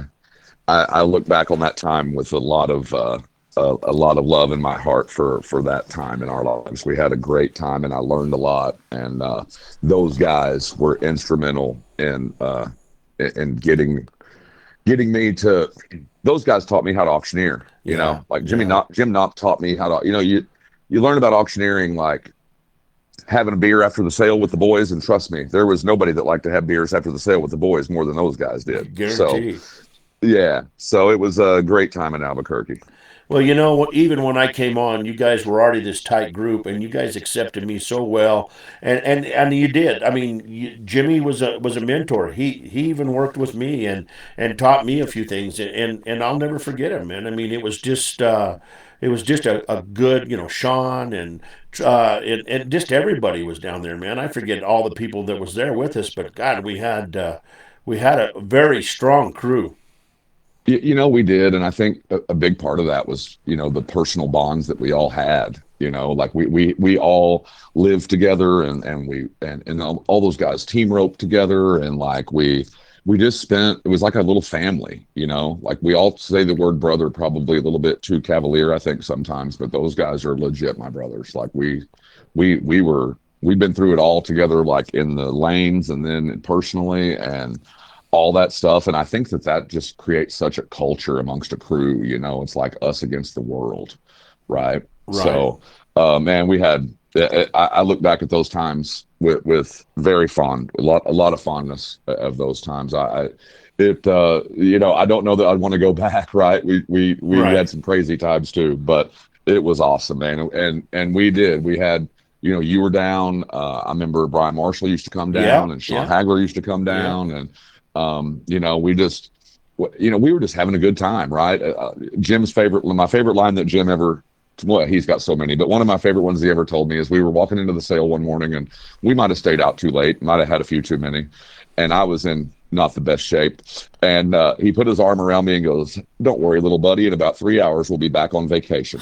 And, we'll be done at noon, and we'll be back on vacation." Yeah, and that's how he lived life, man. That was his motto. That's how he rolled for, his whole career. Yeah. So anyway, I can remember buying cars with my dad in Amarillo, and the first day that him and Jay showed up, and here's these two big old farm kids, and they're in these pressed white shirts, and they had it, man. I mean, I was just like, damn, these boys have got game for sure, and they did, man. They had some serious game. They were so talented, and Jim used to always, Paul Bear used to always. And Paul will say this, I promise you, if you see Paul and you mention Jim Knopp, Paul will say, that Jim Knopp's the most talented auctioneer I've ever seen in my life. And Jim was, to me, in that echelon of auctioneers. But, Jim would kind of get a little bit, he didn't love that comment so much because he's like, "Man, Paul, I worked my butt off." Yeah. Like I this wasn't just a gift, like I've worked my butt off to do this. So not that in a bad way or whatever, you know what I mean? But we all have to work at it, right? It's not just to get, we're working at it every day still, Right. So, well, talking about working at it, let's start off. How did you get interested in the auctioneering business? What was the motivation there? So I grew up in Amarillo Canyon area. I went to Canyon High. We lived south of Canyon on a little cut and horse place out there. And my best friend growing up was named Chaz Sellers. His dad was a big cattleman, and they used to own the Sweetwater livestock auction in Sweetwater, Texas, 100 years prior to that. And they had an old Ralph Wade VHS laying around. And because Charlie, his dad, was an auctioneer, and Chaz says, "I'm going to auctioneer school when we graduate. You should go with me," because we wanted to be cattlemen. We just thought we were going to be big time order buyers. That was going to be our plan. That was our plan when we were 17, is we're just going to go be big time order buyers and do what, that was our plan, quote unquote. And so Charlie's like, "Oh yeah, you boys have got to go to auction school." So I went and told my dad and my granddad, said, "Hey, I think I want to go to auctioneer school." And my grandfather, my mother's dad, just thought that was the greatest idea he had ever heard. And he paid for me to go to school. And we left the day we graduated high school on like a Friday afternoon or a Saturday. We left the day after graduation and went to Kansas City to auction school. Yeah. So, we burned that Ralph Wade VHS up for, our whole senior year. Like we had a casino night at the after graduation, and and you took all your chips that you won, and then you could bid on the stuff they had, and then we were the auctioneers for that. And I mean, you want to talk about a disaster. Two of us, we might have had a few beers that evening too. So, it was that was really what got me started. And then I didn't know that that's really what I wanted. I kind of thought it was just a foot in the door into the cattle business more than anything. When I first, that when I went to auction school, if they'd kind of divide you up into, you can go to the cattle class that afternoon, or you can go to the car class, or you can go to the real estate or whatever. We just went to the cattle deal every chance. We didn't go to anything else but the cattle deal every day. So, I thought I was going to be in the cattle business, or in some kind of ranching, agriculture, sector of this life. And turns out we're selling metal every day now. Yeah, so, exactly. And all over. Yeah. Because when you were in Albuquerque, that was basically about the only gig you had, or were you working at Bobby Clark's sale there in Amarillo at the time? Well, that came a little bit later, but yeah, Albuquerque at the time, we had a Tuesday night sale, we had a factory sale on Wednesdays, we had a regular sale on Thursdays, and we had GSA once a month on Fridays. And so yeah, I was really lucky. I didn't realize how lucky I was to be able to just go to one city and knock out at least 3 a week, and then sometimes 4. And then we did the cattle sale. Jim Knopp and I there's a little cow sale there in Albuquerque, and we would Jim would do it for a month or two, and then I'd go do it for a month or two. We just kind of traded off doing it. But yeah, Bobby Clark's in Amarillo kind of came along a little bit later. I've been in Albuquerque maybe 4 or 5 years before that kind of came together. Right. But yeah, I worked, of course, I've known the Clarks all my life. My dad bought cars from him and all that. And I went down to Amarillo to work for Richard Dupreece at the big auction there. But then I also worked for Bobby Clark, and his was the last sale where I'd work Tuesday and then drive Wednesday back up to Denver and hang out with the boys and sell up there, and then drive to Albuquerque after that, and then drive back home to Amarillo. So I know that road very well. Oh, for sure. And I mean, Bobby Dale was the last of the old school car man, wasn't he? Man. He was. I just have so much. I have great memories with him too. He's just. I can't even explain Bobby. He's just the old. When you picture that old Amarillo, Texas car guy, his picture would be in the dictionary. It's the truth. Amarillo, the Fu Manchu and the big cowboy hat, the red shirt, and the whole deal. Yeah. And the Clarks were very good to me to give me an opportunity, and it was in my hometown. I lived in Amarillo. Yeah. So having a hometown sale was like, oh, this is 15 minutes from my house. It was nice, wasn't it? Yeah, it was great. Yeah, and the Clarks, I always tell everybody that Bobby Clark is my hot rod dad, because everything that Bobby had had to do with hot rods. I was interested in, man, and that's all we talked about and did, and just have a great memory of the Clarks and stuff. So, but I hear you have some kind of a podcast or something yourself. We're kind of tinkering around with a little thing. We're doing a little. My wife Deanna and I are kind of trying to build this new Auctioneer brand that we came up with, and part of that is, as putting out content, creating content, etc. And so we have one whole episode in the can right now, and according to the experts, we need to have 3 ready before, and then release all 3 of them at once. And ours is a video. The guest comes on in person, and we my little second living room here is a complete. My daughter Claire, she's 18 and she knows about all this stuff. She ordered all the lights and all the stuff, and we've got the whole microphones and the whole setup. So, we had a No Outlaw world champion auctioneer as our first guest, and he keeps waiting for me to publish it, but I keep telling him I got Craig Meyer coming next. But Craig dry gulched me the first time we were supposed to meet, and then I dry gulched him the next time we were supposed to meet.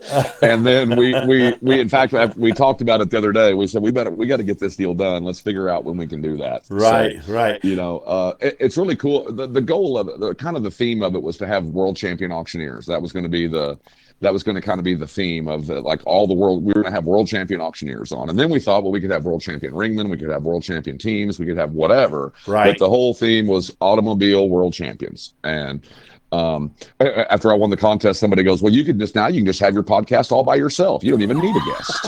And I went, yeah, that's right now. That's what it is. It is just me by myself. I can just talk about me all day long. That's right. Ain't nobody more qualified, right? That's it. Yeah. So you're working several sales now in Dallas. Tell us about that. Yes, sir. Yeah. So, oh man, I spent, after those Albuquerque days, I was really West Coast forever. I hit Phoenix. I was Phoenix, Riverside, Vegas. Vegas has been kind of my little that's been my, everybody wants to work on Fridays, right? Right. Fridays, Oh, there's not a lot of sales on Fridays, so everybody wants to get a gig on a Friday, and I just got super lucky to get this Vegas gig in 2010, I believe. In fact, here's how lucky you got to get in the auction business sometimes. I was doing the factory sale in Albuquerque. A dealer in Vegas was buying cars on the internet at the auction, though. He was using the dealer lounge at the auto auction, which happened to be next to the general manager's office. And the general manager heard me doing the factory sale, and he asked that dealer, what auction is that? And that guy called Albuquerque and got my number, and that's how I got that gig. Wow. Like, that's how lucky you have to get sometimes, is that some random dealer that I still don't know who that was that day was sitting in that dealer lounge buying cars. And the GM just happened to walk by and notice me, right? So, in fact, I'd been trying to get a job, and we all want to try to get a job in Vegas or whatever. And I'd been out there a few times to play poker, and I'd go out to the auction, and I'd be like, "Hey, I'm an auctioneer," and they'd be like, "Okay, dude, whatever. Yeah, we're loaded. It's good. It's sale day. We're fine." Yeah. And then you just got to get lucky. So yeah, it was Phoenix, Riverside, Vegas forever, with Amarillo and Lubbock mixed in there too. And then about 2018, I would say 2017. I went to the Texas Auctioneer contest, which I hadn't been to in lots of years. And I ran into an old buddy named Andy Dunning. And Andy's an IAC champion. He won in 97. He won the IAC. And Andy owned his own auto auction for forever. He had sold that auction and had like a 5-year non-compete or something. But then his non-compete was up, and he was buying this new auction. And he said, why don't you come to Dallas and work at my sale? And so from there, I was working for Andy a couple of days a week, and I was still going to Houston and the West Coast and all that stuff. And then COVID hit. And when COVID hit, that kind of obviously shut down some of the travel. Vegas still stayed together for me, but Phoenix kind of fell apart. And so I'd fallen into Mannheim, Dallas, and then all of a sudden you get Thursdays in Dallas at Mannheim DFW, and then you get Tuesday mornings. And then, so now it's 5 sales a week right here in the Metroplex, right in my backyard.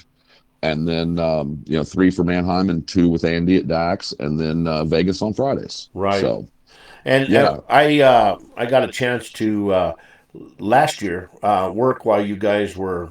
It was a holiday, and you guys were working some other place, and they flew a couple of us in, and I got a chance to work out there in Vegas. What a cool setup, man! I mean, that's just a cool place to work, man. I think and of course everybody's like, of course I was working Schoenberger's Lane, and everybody's like, where's Scott? Where's Scott? I'm like, oh, thank you. My name's Jeff. How you doing?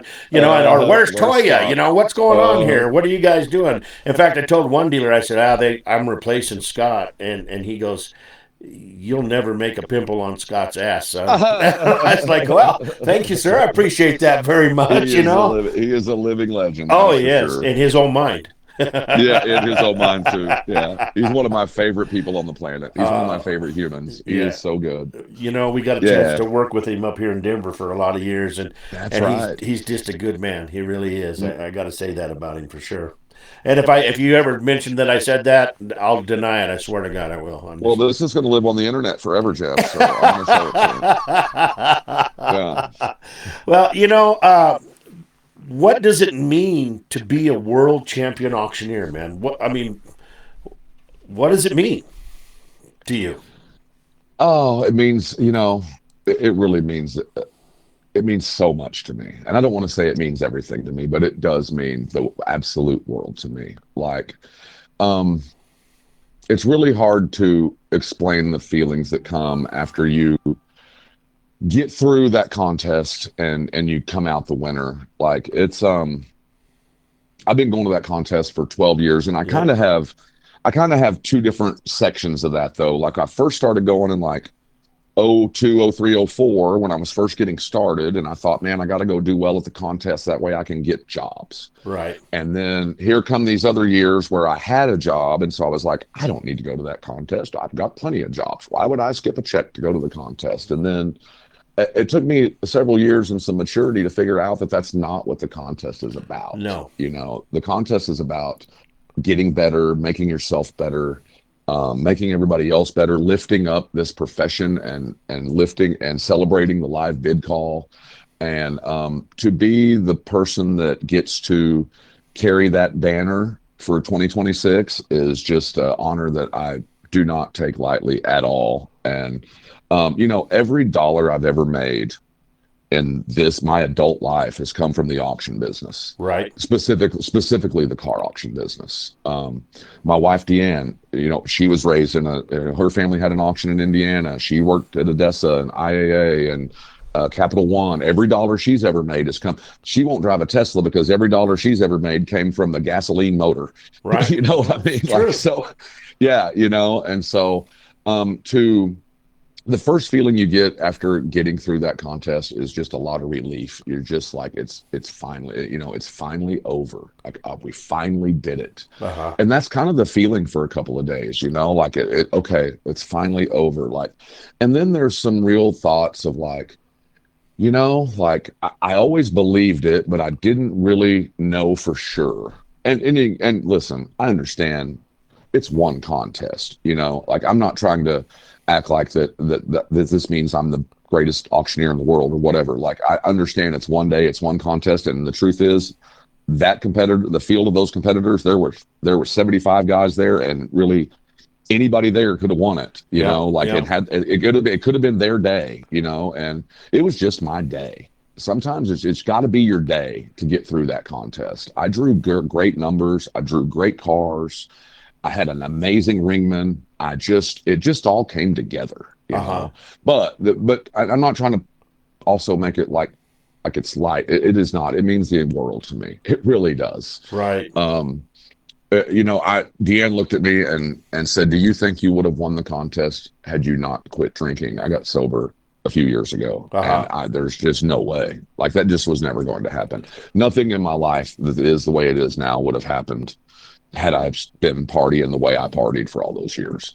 So, meeting her, getting sober, and, I'm not Mr. Teetotaler or whatever, but I'm stone cold sober, but I still like to have fun, and I still like to do all those things. But like, those things that if all the good things that have happened in my life wouldn't have happened without that first and foremost. So, sure. But yeah, being the world champ, man, it's awesome is what it is. Like, right. It's super cool. It's super cool. Right. Exactly. Like, I mean, just to wake up in the morning and say, wow, this is a reality.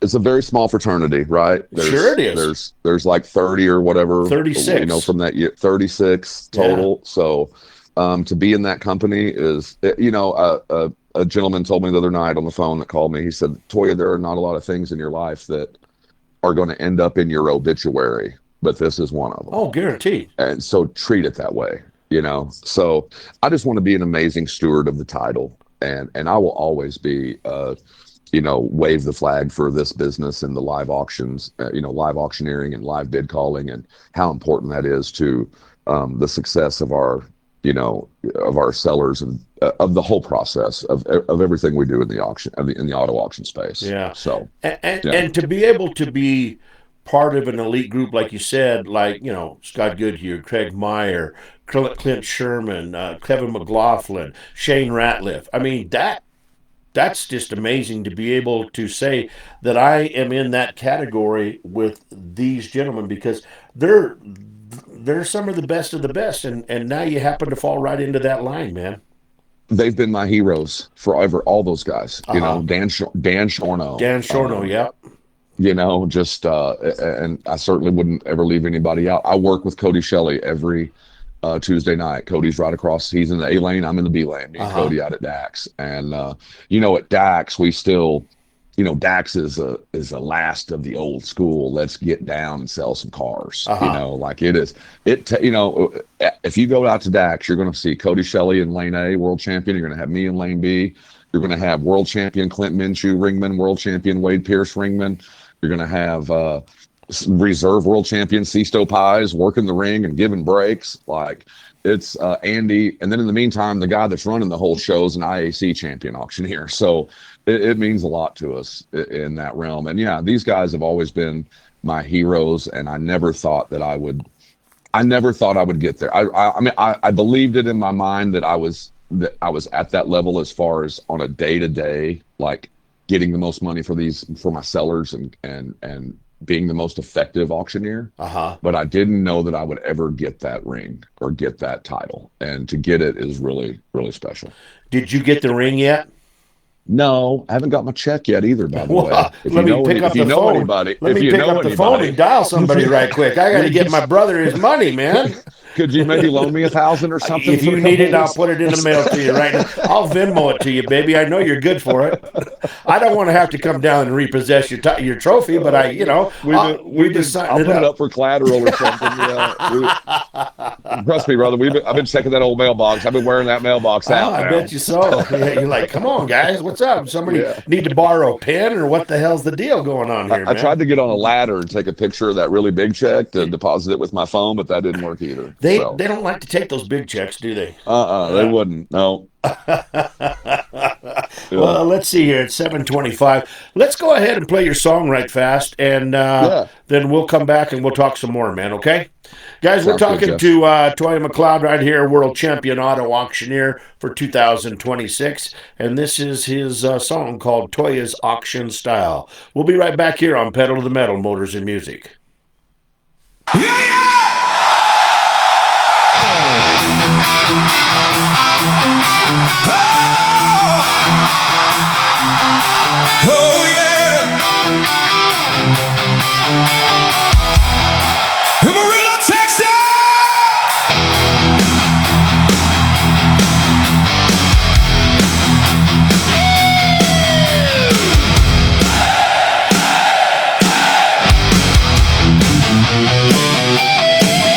Amarillo, Texas, 1977.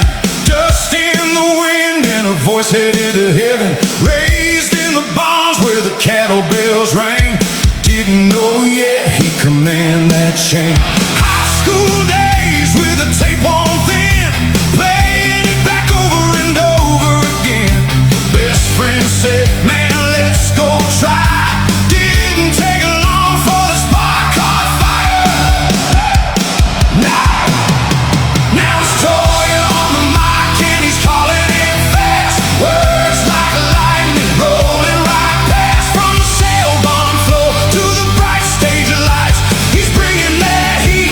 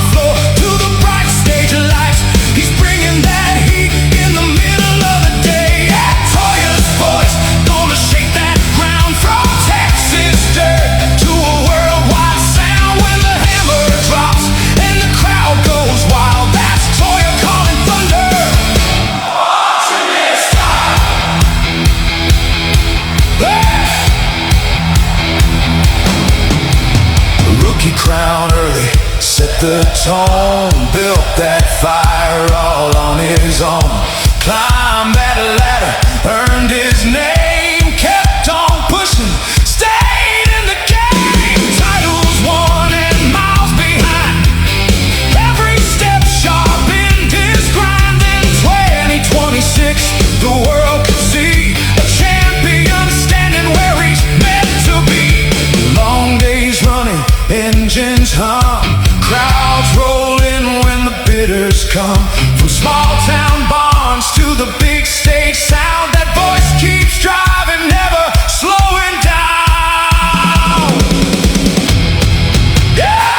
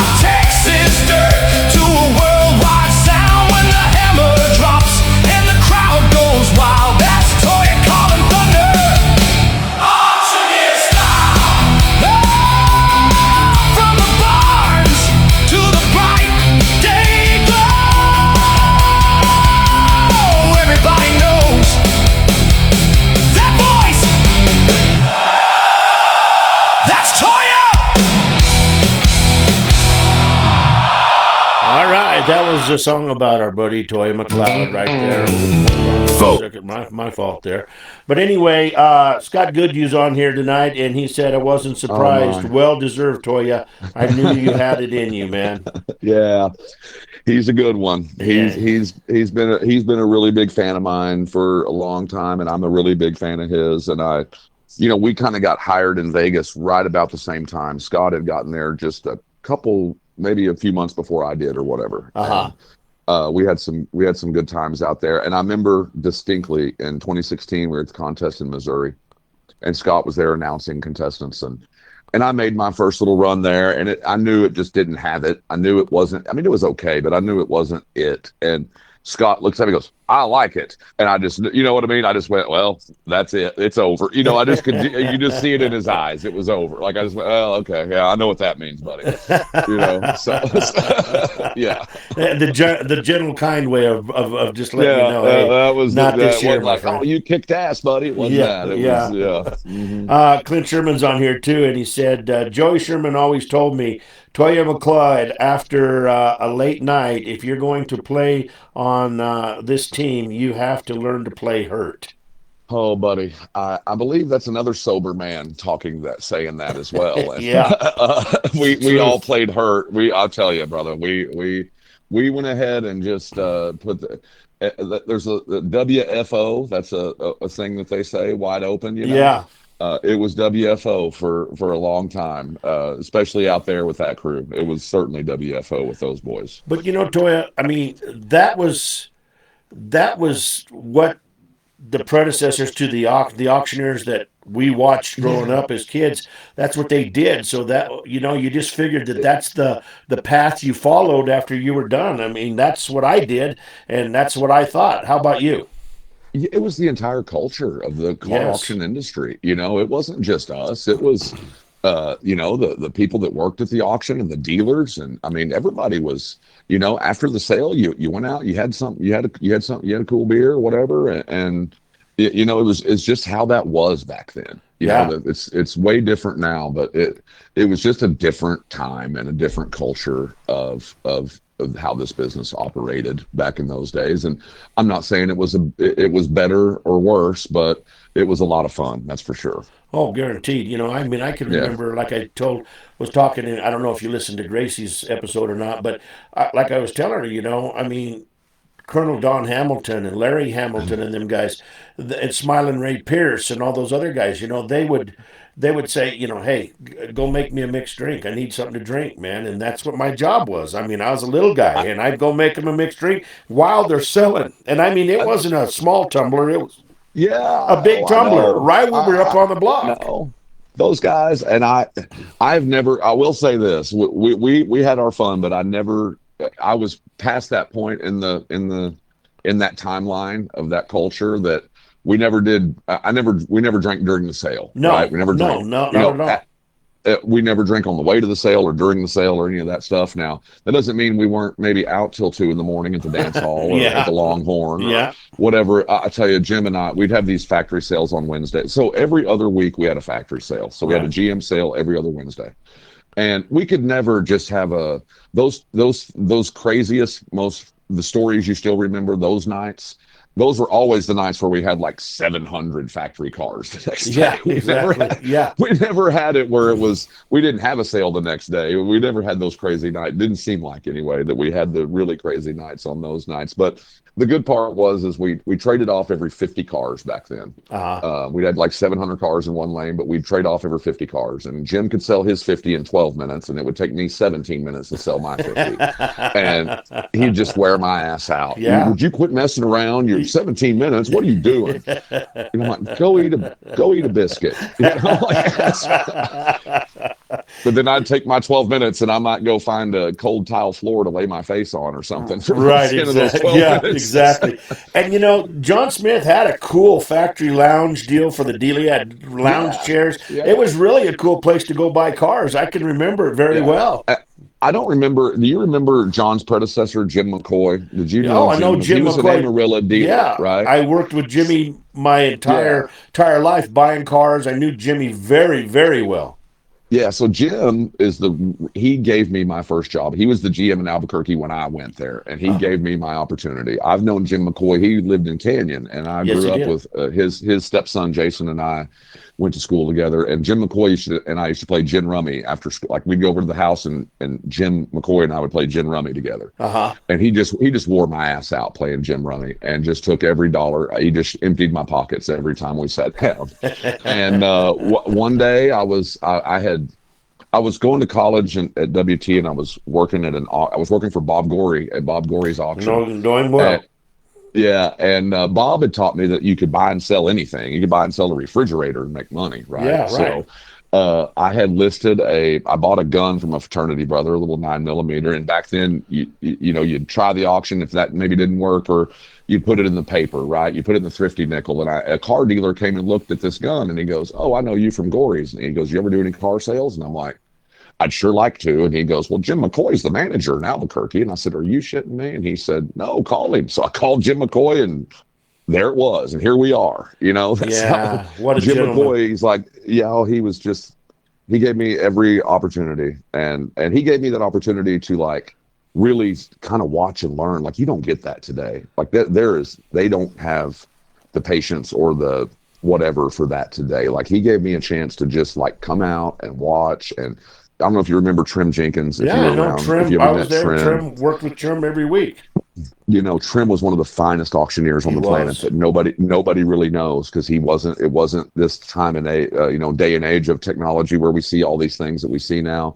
But Trim was just one of my heroes, still is. I talked to Trim last week on the phone. In fact, he's still buying and selling cars and all that stuff. But Trim, they gave me an opportunity to sit up there and watch Trim sell independent dealer cars in Albuquerque, New Mexico. Now, by God, if you can learn to sell those cars, you can sell cars anywhere. That's the truth, man. I promise you. If we had a 30% sale, we were giving high fives. That's exactly right. Jimmy McCoy, he tried to get me to come over there to be in the sales force because it was still an Anglo sale, and I just told that's him, right. Jimmy, I don't want to come to Albuquerque, man. I don't want to live in Albuquerque. I'm sorry. I can't blame you for that. Not interested in any way, shape, or form. But what a class act Jimmy McCoy was. And did you ever know Kenny Osborne at all? Did you ever get a chance to meet Kenny? I met Kenny. I knew Kenny a little. I didn't really know Kenny like everybody else knows Kenny. my wife Deanne worked for Kenny. She knows Kenny was one of her kind of I don't know if he was a mentor in the business to her, but she has a lot of admiration for Kenny Osborne. Yeah, for sure. I don't know if you know this about Kenny, but Kenny was Richard DePriest, who was over in Amarillo, had DePriest Dotson. I know. Yeah. Kenny was Richard's service manager for the motorcycle shop that he had over there. You're kidding me. No, he started out doing that and worked his way up. Kenny used to have real long hair and stuff like that. I mean, he wasn't the Kenny that everybody knew, and in the auction business, he was completely different from that. But right. He was a good man. I remember Kenny Osborne very well, guaranteed.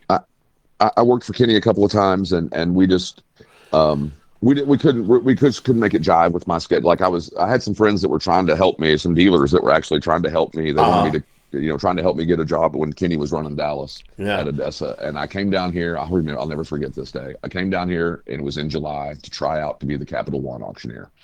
And I was wearing slacks and slippers and a starch shirt, and it was July in Dallas. And Wade Pierce will still tell you, I've never seen anybody sweat that much. And it was we had a jillion cars to sell, and I'm just trying to go like hell. I'm just got it WFO the whole way. Yeah. And then Kenny goes, well, I auctioneer too. I'm going to get up there and auctioneer. Well, then, thank God Kenny showed up to let me. I might have just died that day. I don't know what would have happened had Kenny not got me down. So. Yeah. Did you know Dave Hill? I did. Yes. Yeah. My goodness. So Dave's ex-wife Melanie. Yep. Exactly.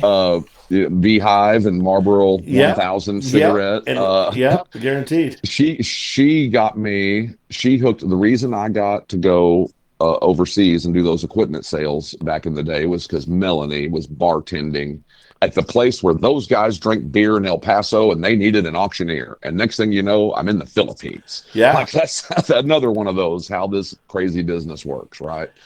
Dave and Melanie. Dave was my favorite story about Dave was, and I guess it's probably the statute of limitations is probably up on all these things by now. Oh yeah, guaranteed. They were emptying all the gas out of the factory cars. Yeah. And keep it, for the auction. Yeah.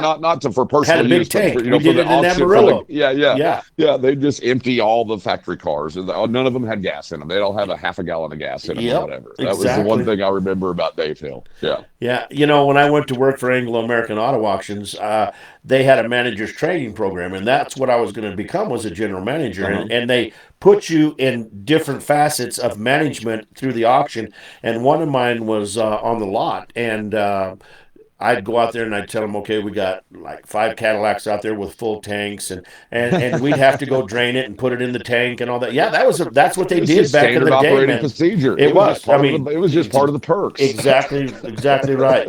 Exactly right. Have a good night, Sam Ditto. But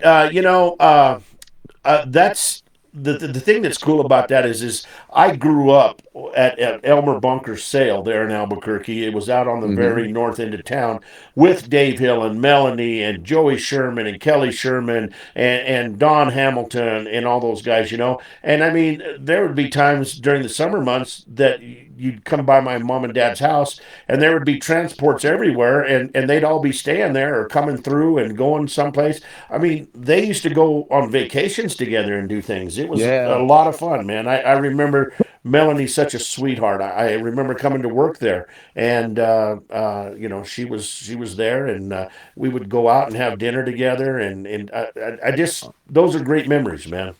I praise the Lord for Melanie Hill. She is she is a life-changing woman in my life. I promise you. I mean, it was just, she was my rep. She was a sales rep in Albuquerque there for a little bit at Manheim. And she was on the block next to me, right, repping those cars for her customers. And we just kind of became buddies. And then next thing you know, she goes, hey, can you come to El Paso and do this equipment sale? These guys are here. It's their first sale in the United States, and they need a Texas licensed auctioneer. And I said, well, I've got one of those.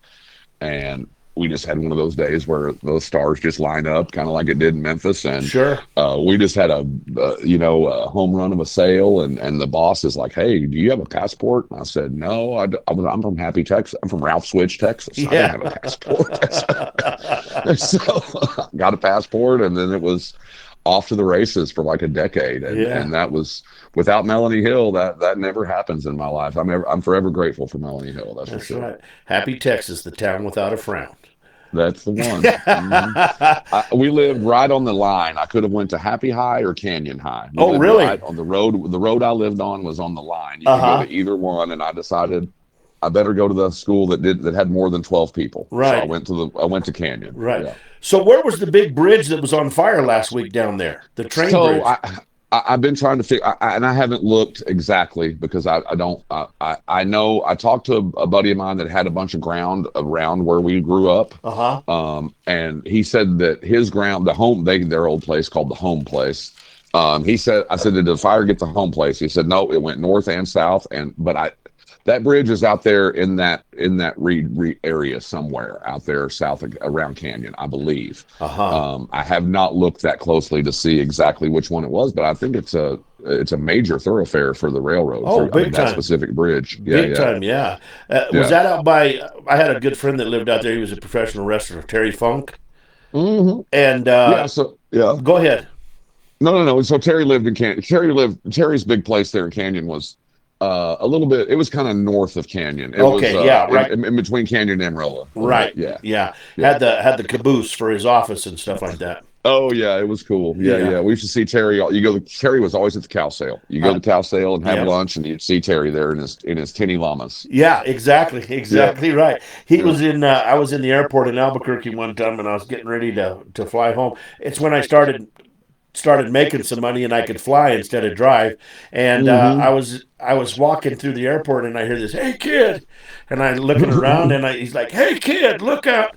And I looked down. I said, "Terry, what are you doing?" He goes, "You got to help an old man out of the chair. I can't get out of these chairs here in this airport." That was the most uncomfortable chairs in the world of any airport there was. God, they were terrible. For sure. In Albuquerque? Yes. Yeah. Oh yes. It was. I did a lot of flying out of there too, and it was. We had a. Well, of course, we always sat in the bar, right? That's right. Where we sat. Yeah. Exactly right. There's a Hertz rep, and I won't say his name, but he was a Hertz rep. He's not a Hertz rep anymore. But one day, Jay Knopp had got on this martini kick. Like he was drinking martinis. And I wasn't even drinking martinis. I was having whatever I was having, but I wasn't having martinis. But this Hertz rep ran into us at the bar, and we were having a large time. And to this day, if I see that guy, he'll go, "Remember that day that you and Jay had that pitcher of martinis? These guys had a pitcher of martini, like a full pitcher." I was like, "Oh, yes, sir. I remember. Yes. Yeah. Thanks for remembering me by that. Thanks, not my auctioneering experience, but yeah, exactly. Oh my God, Jay, that was a wild one right there. Bless you, Jay. Yeah. Oh my God. We could do a whole hour or 2 hours on Jay. Oh, those two. Yeah, guaranteed. I'll tell you the funniest Jay Knopp story that's ever happened. Besides him being on Cops, which everybody knows about. But so I wasn't working in Albuquerque at this time, and Jim and all the boys still were. So Jay decides he's going to go to Albuquerque and just hang out with Jim for the week or whatever, right? So he flies in on sale day. He flies in that morning. It's like Wednesday morning because they moved their sale to Wednesdays, I think. It used to be Thursdays now. Yeah, they did. No. That's why I left. That's exactly right. Yeah. Same here. That's why I left too. Yeah. So anyway, Jay flies in on a Wednesday morning and just gets a cab from the airport to the auction. And in the meantime, Jay tried to break the record for martinis from Wichita, Kansas to Albuquerque on an airplane. So Jay's like super drunk at the sale, like leaning against the block drunk, like everybody knows Jay's drunk. And Jim goes, "Damn it, Jay, get out of here. Go to my pickup." Well, Jim had won a pickup team roping. And everybody in New Mexico knew that was Jim Knopp's pickup. Right. So Jay goes out to the pickup, pops the tailgate, takes his shirt off, and passes out on the tailgate of Jim's pickup. Now, they're twins. Yeah. So all the car dealers that drive by see what they think is Jim passed out on the tailgate of his pickup during the auction. Oh, my God. Which is just... It's always thanks a lot, Jay. It was always that. Thanks a lot, Jay. Like it doesn't get any better. It's no more Jim and Jay than that story right there. That's Jay's passed out without his, and those guys were not skinny fellas. They were big boys. They were definitely big boys, guaranteed. Yeah. One Saturday afternoon, I'm living in Amarillo. I lived over on West 36, right off of Coulter there, and somebody knocking at my door, and I open the door, and it's Jay. And he's like, Colonel, and you know how he used to talk with his hands, Colonel. You see, I left my car in Dalhart, and I need a ride. See, and I said, okay, that's fine. Let's go. So we get in the car. And he goes, Colonel, we need some beer. See, that's what we need. We got to have some beer for the ride. And I said, well, I don't drink and drive, but you can drink, and that's fine. So we're going down the highway to Dalhart, and no, it's to Dumas. And he's like yelling at people out the window and just raising hell and just scaring people. You know, and doing all, and I was just like, oh my God, this is going to be a trip and a half. And we get to Dumas, and he gets out. We get to the car, and he gets out, and he goes with his hands on his pockets, and he's going. And I said, Jay, what's wrong? He goes, you're not going to believe it. See, he said, I left the keys in the apartment in Amarillo. I said, what? We just drove all the way to Dumas, and you don't have your keys? No, I don't have them, see? And so he got so drunk on the way back that I took him to the apartment, and he said, I'll get the car later on. And we never did get the car, but we went on a road trip to Dumas, Texas, and I didn't have any fun out of it. All I had fun because I was laughing his ass off. Yeah, no, of course. But, you know, I mean, he had a large time. Yeah. He had a large time. No, I'd call, Jay would always call you and go, hey, Colonel, it's Jay Nupp from the heartland of America.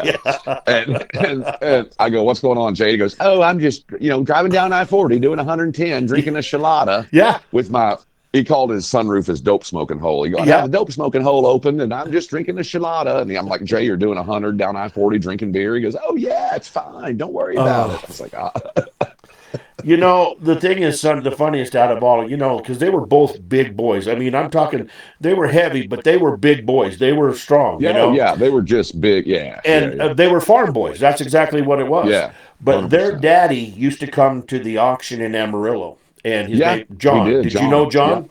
Yeah. I met John one time in my life. But Bib overalls and all the stuff, know? And I never seen a man, and those boys were bigger than John, but when John said jump, I never seen them boys boom, boom, boom, boom, boom, boom, boom. How high do you want me to jump, Daddy? How high do you want me to jump? There's 5 of those boys. Yes, exactly. And 3 of them are really good, were amazing auctioneers. And, the one that Joe's like a normal citizen, and they would all cuss. Jim and Jay, anyway, would cuss Joe because Joe's like a regular citizen with a wife and children and a regular job. And he's just a normal human, He's not them. Right. That's what they go, oh, that Joe, he ain't like us, But Jay always used to go, we're on tour. And Jay's always on tour. We're on tour. I forgot about that, but you're so right, man. We're on tour. Oh, my God. Such a fun time, man. Now, which one of the boys works out in Vegas? Doesn't one of the Knops work out there in Vegas? No. Well, Ronnie comes out to Vegas sometimes. Okay. Well, he was Ronnie out there. comes out sometimes. Yeah. Ronnie was out there when you were out there. Right. Yeah. Exactly. Ron comes out and fills in when we need some extra help or whatever. And Ronnie lives in Tennessee, and that's a whole nother story. The Ron, we just thought that Jim and Jay were kind of outlaws. Ronnie makes it to another level.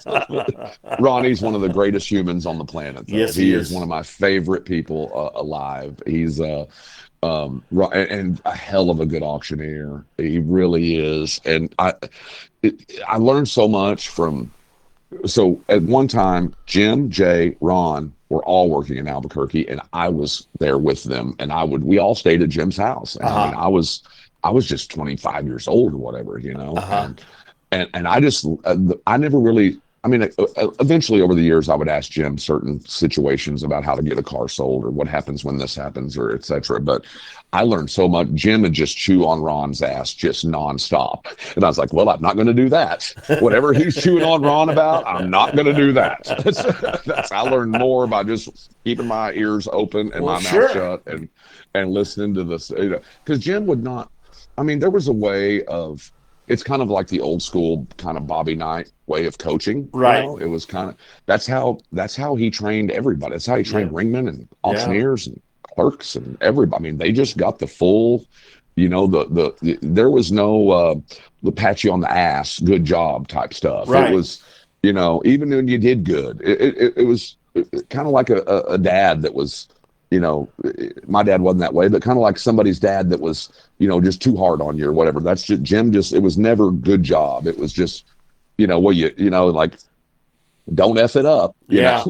Well, good job not effing that up. Right. I believe that's how they were raised by John. I believe John was that type of mentor to them boys 100%. Like that. I mean, they could have done the job perfectly, and it just wasn't the right thing for John, But he was an amazing man. In fact, my salespeople there, when I was in Amarillo, when I was the sales manager there, I'd send him out to go see him, and I said, "Now, Nate, make sure you stop by and see Mr. Knopp and tell him hi and all that, And he come to me one day and he goes, "I don't want any more of your salespeople coming, but you. You're the only one that's welcome at my lot." And he took a liking to me, and it was a nice feeling that somebody like Mr. Knopp, and that's what to this day. I mean, I know he's gone, but I still call him Mr. Knopp. I have Mr. Knopp. I have the most respect for the man because, he was an amazing dude. Oh, 100%. He was, and he owned a sale barn there up in Syracuse, Kansas. Yeah. And that was those boys' lives. They grew up in a sale barn. And them old rancher cattlemen guys from those days were just, we all hated it when we were 15 and 16 and 17. We all hated that life, but that life is, I think, the reason a lot of us have like the work ethic we have. And my very, very first job in the auction business was at Bentley's auction in Amarillo. And, Bentley's, yeah. And C.L. Bentley was an old farmer from Panhandle, Texas, and he goes, "The reason I'm giving you a chance is because you grew up in an agricultural background, and I know that you know how to work." Now, if you ask my dad and his crew from those days, they used to call me Dewey. And I would be like, "What is this?" I finally was like, "What is this Dewey deal?" And he goes, "He don't like to work, Dewey." And so they go, "Look what Dewey did." And look, Dewey got the pickup stuck, and Dewey left the water on all night, and Dewey didn't, he don't like to work, Dewey. Dewey.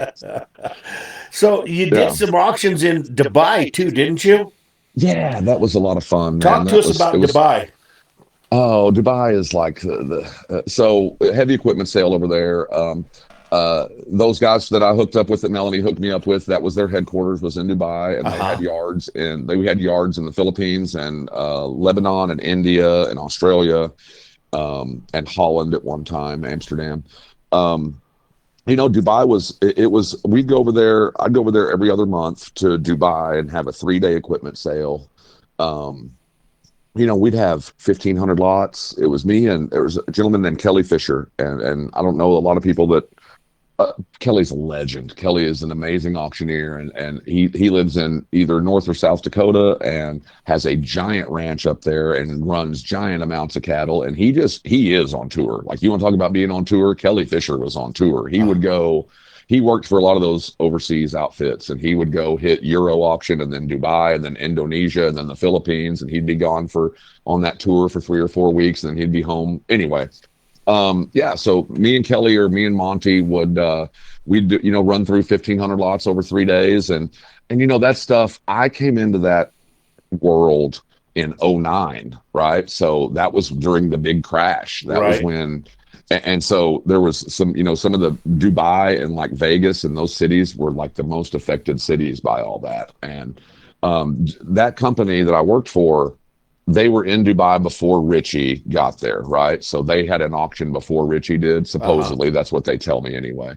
And we kind of outperformed Richie specifically in Dubai. Obviously, Richie was global, huge company, but in Dubai, we kind of had a foothold on that market. But when I get there, so when it's we go from doing 30 million to 15 million, and it's basically the same equipment and all that stuff. That being said, it was an amazing life experience, and I got to see, once again, Ralph Switch, Texas, and I'm on top of the Burj Khalifa, and working for an American owned the company. Eric, he was an American, and all Eric liked to do was play golf and drink scotch. And so we got along really well. We had and that was a place where you'd be out there on the dead row at 3:00 and selling gin sets, or selling buckets or selling welders or whatever. And Eric would bring you one of those red Solo cups about 3 o'clock, and we'd call it an iced tea. He'd go, "You want me to get you an iced tea?" And I said, "Yeah, an iced tea would be awesome." Yeah. And then it was off to the golf course, and it was great. It was a lot of fun. It was so, once again, just so fortunate and so lucky to just get that opportunity. Now, I will say, when you get that opportunity, you got to be ready to capitalize on that opportunity. Yes. Like you can't. And I'm always a guy that I will push about sounding good. I will push about. I don't think that you can do the things we need to do as auctioneers if you don't sound good. I know I can't. I know if I'm not in my rhythm and in my mode and in my zone, I can't do the things I need to do. Yep. And so I'm always a big advocate of being the best version of yourself you can be, like have the best chant you can have. Because when you go to try out for that stuff, if you don't sound great, that's all they hear. That's all they see. They go, "Oh, this guy's no good." You might be the most selling son of a gun in the world. You might know how to sell any, ketchup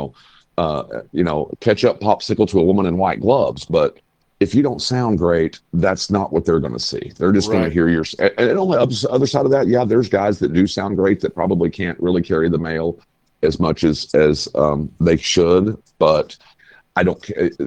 For me, it was always about having a good enough sound that I impressed them with my sound, and then I could figure it out after that. Because that old deal about auction school, about product knowledge, what they wanted to just pound in your head, product knowledge is. And at auction school, we're like, "Well, whatever. They're going to set the cattle in for me. What do I need to know what they're worth for? God, you got to know what it's worth. If you don't know what it's worth, how can you sell it?" That's true. So. It was a learning of great, and with Dubai came, we got to go to the Philippines, and I went to India 10 times, to New Delhi, which I would not necessarily recommend to anyone. I got trapped in Lebanon for 2 weeks when a volcano erupted in Iceland, and they shut down the airports in Europe. So and like Lebanon, you could never go there right now, obviously, but Lebanon used to be like Beirut was like the Paris of the Middle East back in the 70s and 60s. So it's just to be able to go travel the world like that has just been a huge blessing, and it's all from the auction business, right? Like I never would have got to go do any of those things if it wasn't for the auction business. Sure. So now, when you were over there auctioneering, did they have the money? I mean, of course, you didn't speak the language, so you were auctioneering in your normal auctioneer English and stuff like that. Yeah. Did they have people that would bust it down into different denominations for the money or whatever? We had big screens, and on the big screens it had U.S. dollars, and then it had whatever currency of the country we were in. So in Dubai, in the UAE, it's dirhams, so it would have. And I don't remember I think dirhams is like 40 to 1. I don't remember, but it would have the US dollar price, and then it would have the dirham price below that. But everything was in English. We did everything in English. But like when we went to the Philippines, we sold in pesos. So Filipino peso. And so I told Eric, I'm like, "Man, dollar is kind of a big part of my chant. I can't say dollar." He goes, "They're not going to notice. Just so you're at $1.2 million, $1.3 million, $1.4 million, $1.5 million, but it's really like $800." You're like, "I'm selling in millions, man. I'm rocking the world."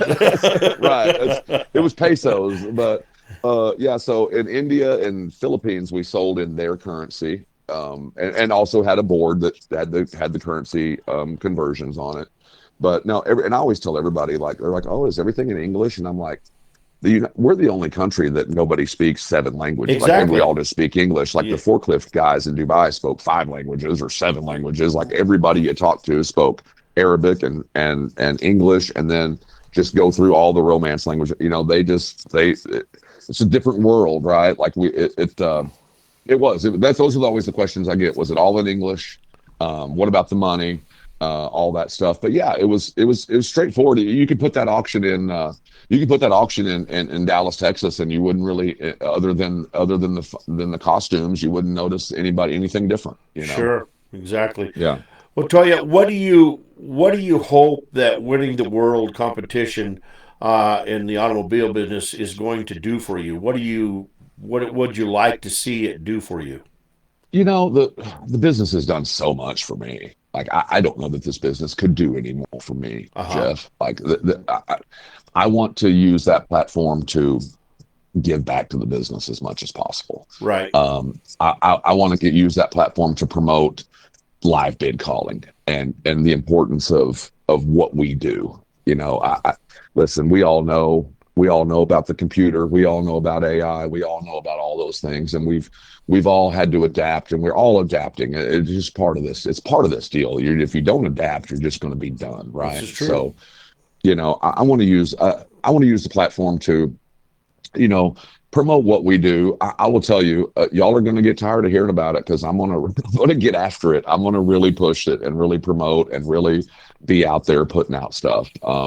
You know, I do want to take it as an opportunity to be an advocate for what we do, is what I want to do more than anything. I said, in fact, before the contest, I was having some conversations with other competitors. You know, we all BS on the phone and talk about the contest. And I said, you know, well, it's not going to change my life one way or another if I win this. And man, I can't tell you how much it's just changed my mindset. Like how much it changed my on the block presence. Today, I'm just whack, whack, whack, whack, whack. And I'm just like, I don't even know what it is. It's like this just confidence and it's not, I'm not saying it's ego. Like there's two ways this can go, you know. It can go really bad, really big head, really big ego, really jerk type way, or it can go this other way, which is the way that I think that if you win it when you're 25, it has a really big chance of going that first way. Right. But winning it when you're 47, I think that's how old I am, maybe 48. You know, I want to soak it all in and just really appreciate it for what it is, and just be like I said, be a good steward of the title, and be the voice of the car auctioneer for 2026, because in 2027 they're going to forget about me. It's going to be somebody else talking to you. Right, so, exactly right. But you know, Toya, I've known you for a long time, and I never figured that you would ever do anything going the first way. You're just not built that way. You've had a great, you were raised right. You know, of course, you enjoyed life and stuff, as we all did. But I never figured that that never came to my mind as like, oh my God, Toya won this contest and his head's going to swell up so big and he's going to be so hard to manage. You know, I never thought that about you in any way, shape, or form. I knew that you would take the ball and run with it and do good with it. And then I think you're going to, man. You know, I mean, you're just new into this game, and I think you're going to, by the end of next year, when it's come time to turn around, I'm really going to be surprised of the accomplishments that you're going to do for the industry. Well, I'm really looking forward to it. I'm excited. I'm really, really excited about the opportunity to do so. Yeah, I really do think you're gonna. I think you're gonna be big, and I think you're gonna do well. So, what advice would you have for a young man, young lady wanting to get into the auction business? What would you tell them that they need to do? You know, my deal is always about the work. I mentioned earlier about the work on the work on the chant. That that is your own. That is what you got. You have to showcase that. That is your chance. When you get that chance to plug in that microphone, you have to be able to showcase that chant and what you can do. And so that all comes with preparation. And you know, Jeff, I don't know how many years, in 2015, I think maybe 2014, 2015, I was kind of struggling. I had some glitch in my deal and I wasn't really doing what I wanted. And I just called Ralph Wade and said, Ralph, I need some help with this deal. Can we do a one-on-one? And I went to Ralph Wade and we did a one-on-one. And Ralph looks at me and goes, do you practice every day? And I said, well, my God, yeah, I'm going down the road. I'm in the, in the shower, down the road, in the car, whatever. He goes, that's not practicing. He said, sit down for 30 minutes and plug in your PA. And if your sixes suck, work on the number 6 for 30 minutes, Right. I said, oh, that's practicing, So I would say, it's in this day and age, it's such a tough industry to get into. I would say that you got to, from an auctioneering perspective, work your butt off to get your chant as good as you can get it. And then from a business perspective and trying to get, to get in there and get seen and get those chances, you've got to get involved on the association level. You know, I'm vice president I'm second vice of TA of Texas Auctioneers Association. That association has given so much to me, and to have the opportunity to, you know, serve the membership and give back to the association has been it's been a blessing. And we have a great board. It's like Andy Dunning and Cody Shelley and me and Wade Fisher and just Seasto Pies and Jed Trice. And, you know, I know I'm leaving people out, but there's just a great core guys of just hardcore auction guys that love the business and love the association. And like I said earlier, I showed up at the TAA. The last time I was here was 2002. I didn't come for 15 years because I was stupid. And in 2017, I came back and I landed one of the best jobs that I still currently have, because I bumped into Andy Dunning. I didn't win the contest that year. I got third. But I ran into the right guy. I had networking and getting involved on the association level is like, to me, for a young auctioneer, if I was a young auctioneer, critical. You got to find someone that can mentor you through these things. We all had those guys. I had the Bentleys, and I had Bob Gorey, and I had Jim Knopp, and I had, there's all these stages of life where I had someone guiding me on how to handle not just the bid calling part of it, right? Like, how do you handle yourself? Okay, don't show up late to the sale. My dad used to go, see, if you're 5 minutes late every day, you're just lazy. That's right. And I go, yeah. If you're 30 minutes late, something happened. But when you're 5 minutes late every day, you're just lazy. Exactly. Don't be 5 minutes late every day. Get your ass to the sale a half hour early or whatever, like, it's just there's so many little things that don't require talent that you just need to check those boxes. And if you keep checking those boxes, good things happen. Guaranteed, man. Guaranteed for sure. Do you think as automobile auctioneers that we have an advantage over other auctioneers in the industry? Do you think that... In what realm? Well, in like a competitive realm? In a contest realm? Yes, Yes, because we get to auctioneer every day. Right. That period. When you work 6 sales a week, you're going to get better. Yeah, guaranteed. That's another. Like I told Ralph, I said, "Well, by God, Ralph, I worked at the time. It was 4 or 5 sales. I said, I worked 4 sales a week. By God, of course I practice." But no, just based on the fact that we get to sell every day. It's not that the car auctioneers think we're better or whatever. It's just we have more opportunities for microphone time. Right. Because we're doing it literally every day. And today I had today I had 225. I had kind of an easy day today. I only had 225 of them. So, we've got the pedal to the metal down to, we're up to 55 cars an hour. Yeah. We're really cooking at 55 cars an hour, but that's just the way it is now. Yeah. With the internet bidding and the way things are these days, it's just what we can do. But just having that opportunity to get behind the mic every day for, today I started at, I think we started at 9 or 9:30. And I mean, I unplugged the microphone at 1. It was 4 hours or whatever it was. I mean, it was a full day of it. And I'm selling cars. It's in my mind how I'm sounding. Like I need to work on this. You know what I mean? Like it's sure. I'm selling cars. I'm focused on selling cars, but it's also, oh man, that rhythm kind of not great. Let's try this rhythm, or let's try this number, or let's try 2.5 instead of 250, or whatever it is. So just the fact that we get a lot of mic time is inherently just going to give us an upper hand in that world. Well, I'll tell you what, last question of the night, and then I'll let you go because I know you got to work tomorrow. Sure.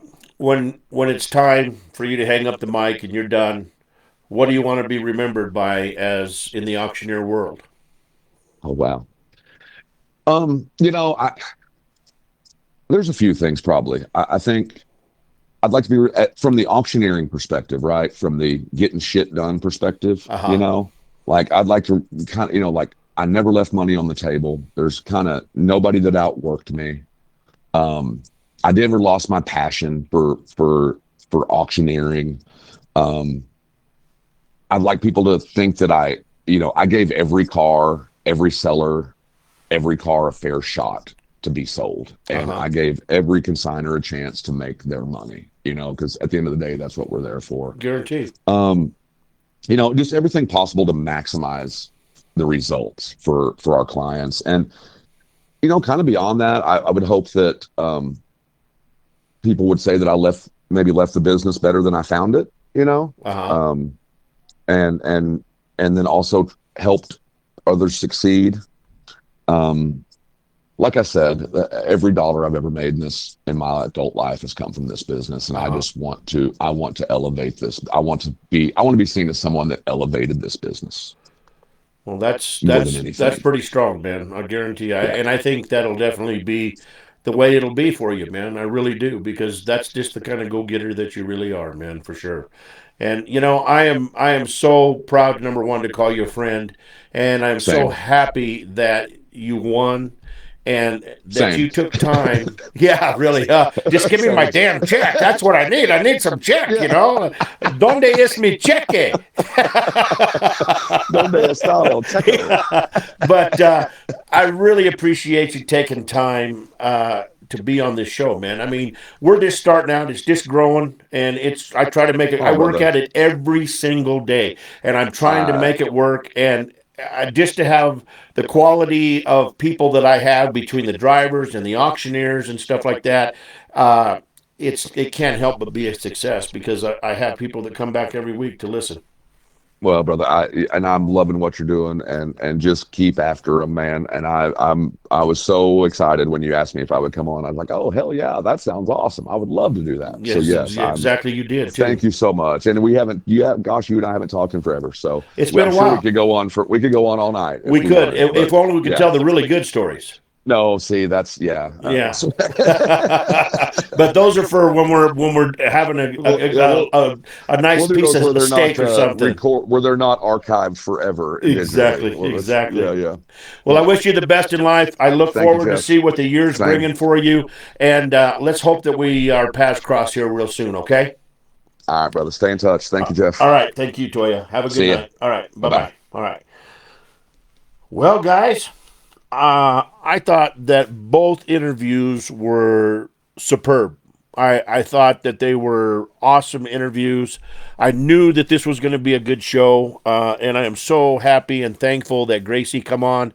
I wish her the best in her career, and I'm so happy that Toya took his busy time and came on the show, and just hung out, man. That's all the show's based on. Y'all know that. It's just based on people hanging out, talking.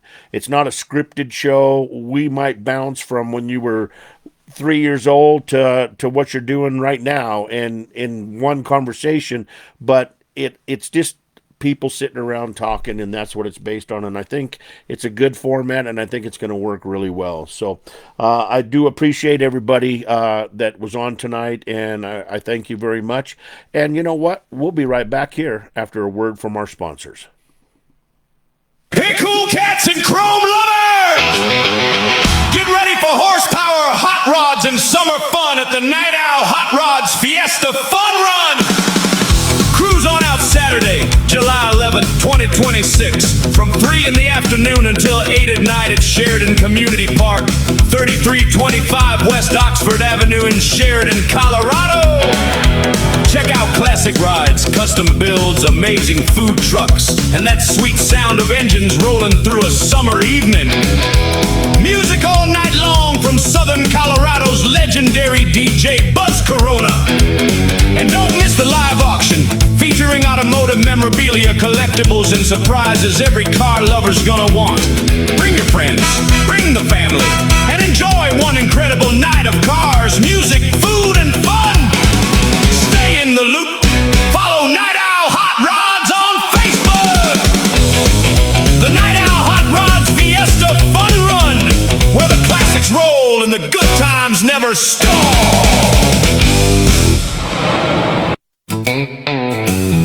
Folks, auction season is here. And when it comes time to sell your equipment, livestock, estate items, or complete farm dispersal, you need an auction company you can trust. That's where the Holsworth Auction Company comes in. serving Colorado and surrounding communities with honest service, hard work, and hometown values.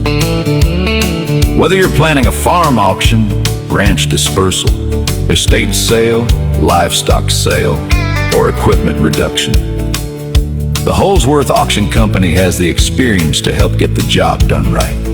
And now, with online internet bidding available, buyers can participate from just about anywhere, helping bring more attention to your sale and stronger bidding opportunities.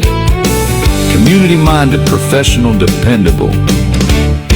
That's the Holsworth difference. Give Ken Holsworth a call today at 970-380-5305 or call John Clatworthy at 970-768-7500 or visit them online at theholsworthauctioncompany.com.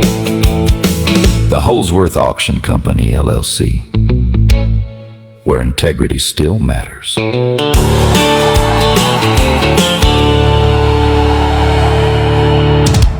And I'd like to thank the Holsworth Auction Company for sponsoring tonight's show.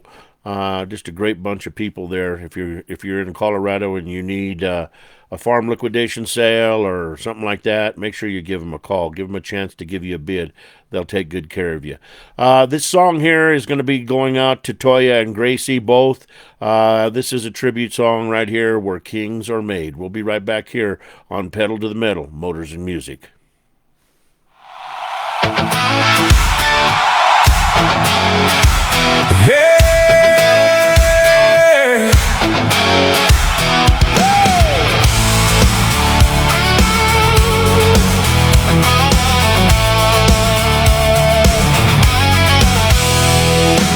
Auctioneers come from all across the land, chasing one title with a microphone in their hand.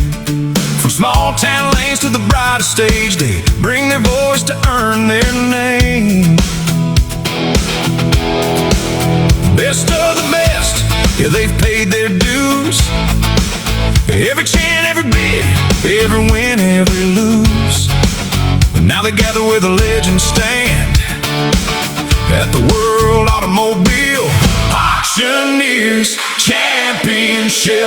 It's where kings are made and legends rise, under bright lights and watchful eyes, at the World Automobile Auctioneers Championship. Woo! Where the very best put their skills to the test. Yeah, the best come running from far and wide, with pride in their voice and fire inside. If you wanna see the best at play, come on down where kings are made. Yeah. Woo!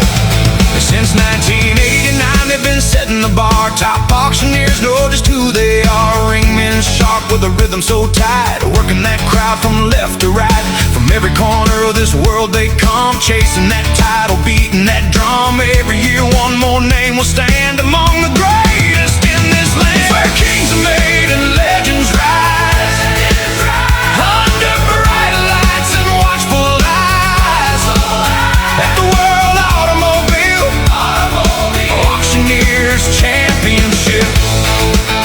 Woo! Where the very best put their skills to the test. Yeah, the best come running from far and wide, with pride in their voice and fire inside. If you wanna see the best at play, come on down where kings are made. Woo! 36 crowns have been worn with pride. This year makes 37 standing side by side, in a room where champions all belong, where every voice is fierce and strong. This ain't a place for the weak or shy. You better bring it when you let it fly. Yeah, men and women step into that ring.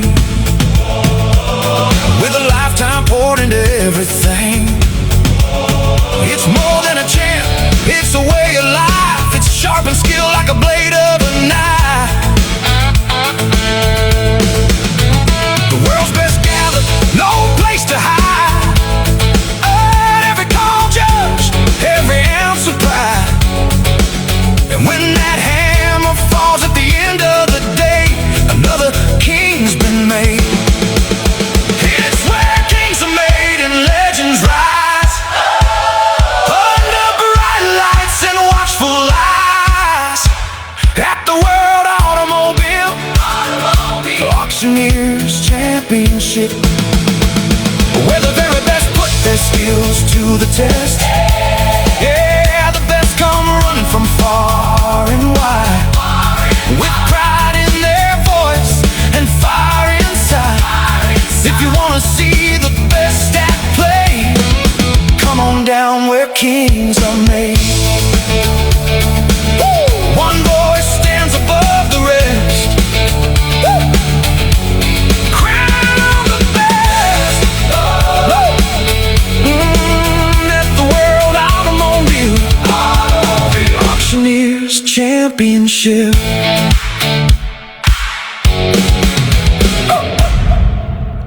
There you go. That's a tribute song to all my brothers and sisters out there in the World Automobile Championship contest.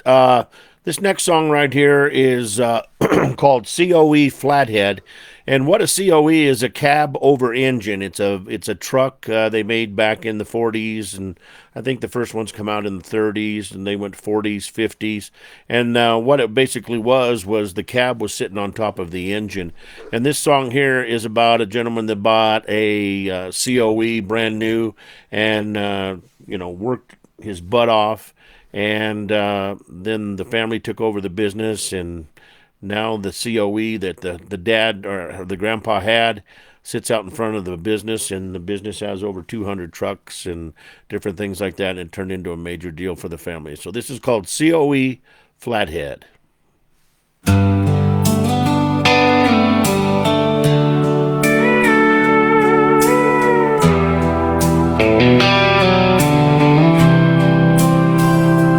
Grandpa bought that COE brand new in 1942. Dark green paint and a flathead growl, rolling fresh out of the shop. Said this truck's gonna feed this family if the good Lord sees us through. And from that day on, that old cab over never stopped.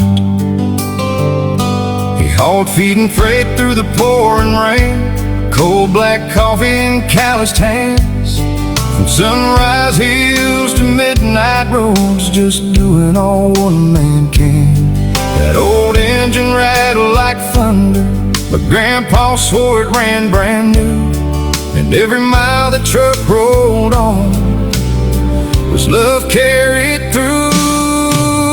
My Grandpa's COE still means the world to me.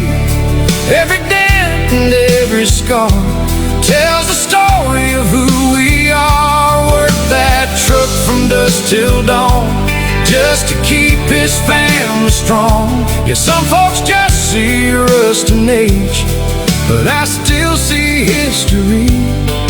When I close my eyes at night, I still hear those old gears sing.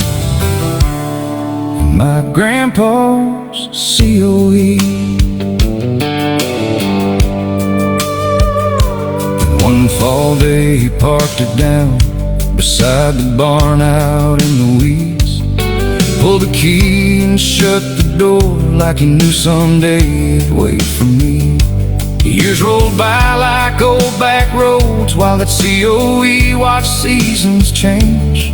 Paint faded thin beneath the dust, but to me it still looked the same. I spent my childhood climbing through it, hands wrapped tight around that wheel, shifting gears to nowhere special, dreaming how the highway felt. Lord, I drove 1,000,000 miles without that truck moving an inch, just a little boy and Grandpa's ghost, riding through old memories. My Grandpa's COE still means the world to me. Every dent and every scar tells the story of who we are. Worked that truck from dusk till dawn just to keep his family strong. Yes, some folks just see rust and age, but I still see history. And when I close my eyes at night, I still hear those old gears sing. My Grandpa's COE. So one day I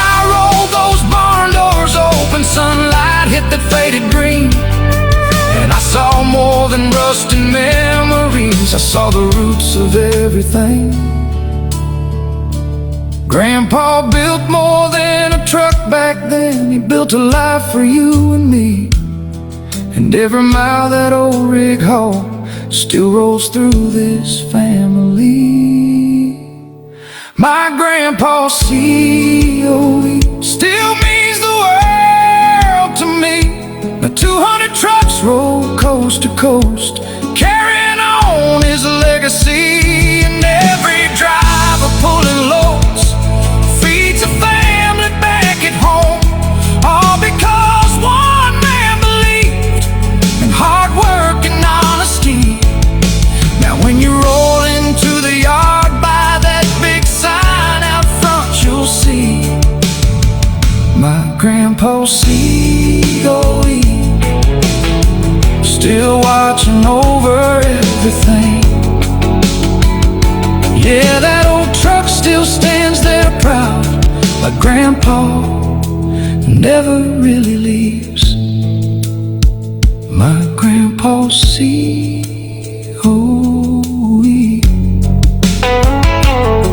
Yeah, I still hear Grandpa say,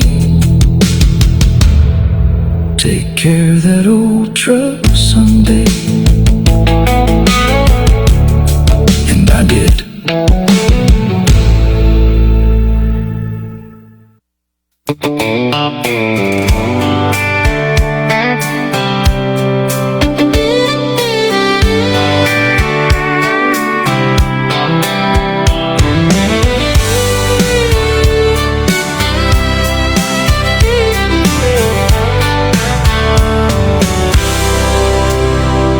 There's a water tower sitting over Route 8 and a faded scoreboard by the old north gate.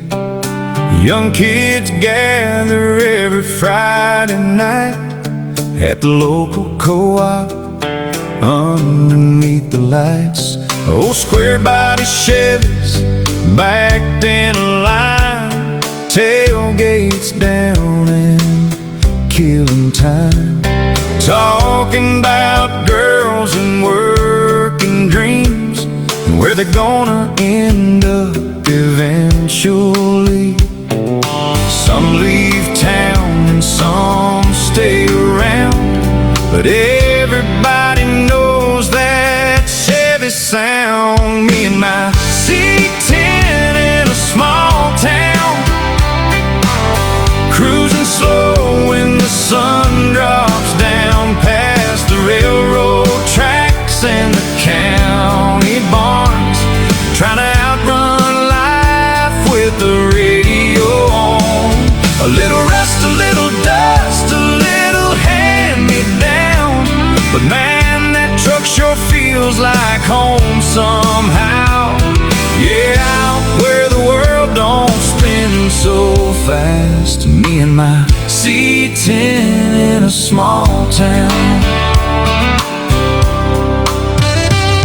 There's a girl with her name wrote across my dash, still riding shotgun like the summers never passed. We'd park out back by the rodeo grounds, watch the stars while the fire burned down. Old men still meet at the barber shop, talking tractors, weather, and punching clocks, while kids sneak beers by the riverside, thinking this little town's the whole world tonight. And every mile line painted on that road feels like another memory. I know me and my C10 in a small town, cruising slow when the sun drops down past the railroad tracks and the county barns, trying to outrun life with the radio on. A little rust, a little dust, a little hand-me-down, but man, that truck sure feels like home somehow. Yeah, out where the world don't spin so fast. Me and my C10 in a small town. Ain't about money, ain't about fame. It's about knowing every back road by name. About those nights you wish would never end. Yeah, me and my C10 in a small town, still making laughs when the lights go out. Past the grain elevators, standing tall in the Little League fence out. Past the hall, someday life's gonna slow me down, but I hope that truck's still rolling around through every memory I've ever found. Me and my C10 in a small town. C10 in a small town.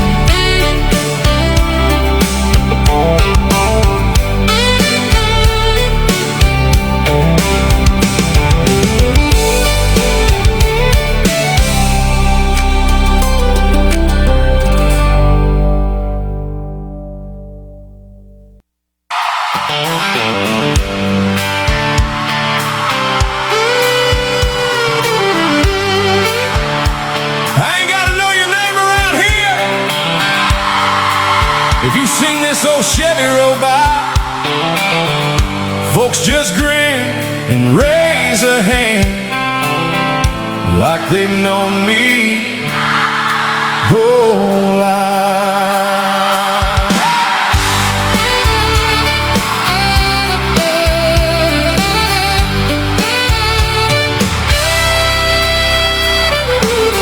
There's an old Texaco sign still leaning by the railroad tracks on the edge of town. Grain silos cast long shadows when that evening sun starts sinking down. Water tower says, home of the Bulldogs. Paint's faded from years gone by. Main Street diner still pouring coffee to the same old crowd every night. Volunteer fire boys wash their engines every Saturday when the weather's clear. Kids ride bikes past the feed store windows while old folks swap stories and cold beer.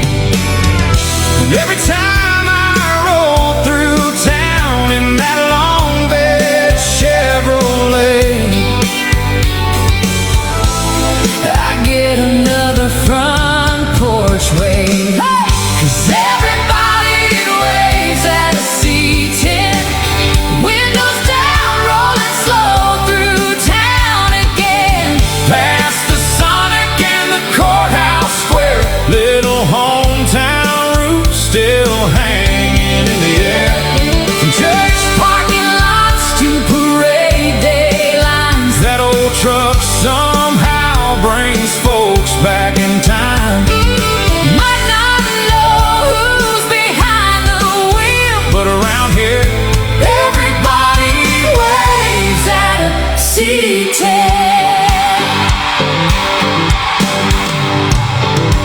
Chevron lights still flicker downtown beside that old brick hardware store. Friday football crowds fill the sidewalks just like they did years before. Couple teenagers parked by the railroad crossing, radio playing soft somewhere. Girl leans close in the cab beside him, small town love floating through the air.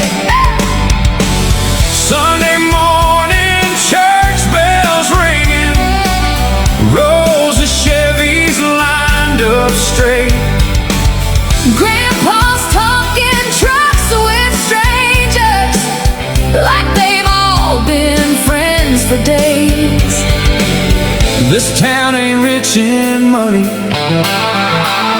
but rich ain't always what you say. 'Cause everybody waves at a C10. Windows down, rolling slow through town again. Past the Sonic and the courthouse square, little hometown roots still hanging in the air. From church parking lots to parade day lines, that old truck somehow brings folks back in time. Might not know who's behind the wheel, but around here, everybody waves at a C10.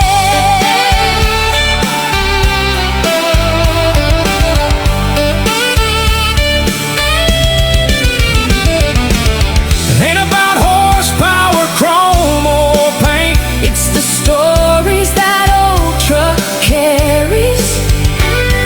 Every day and every mile, every back road memory. And somehow in a world moving way too fast, that old Chevy still makes people slow down and smile. Yeah, everybody waves at a C10. Like an old friend coming back again. Past the water tower standing tall, and in the diner where they know us all. Small town parade with the sirens loud. Kids pointing fingers from the crowd. Yeah, around here it's still the real deal. And everybody waves at a C10. Everybody waves at a C10.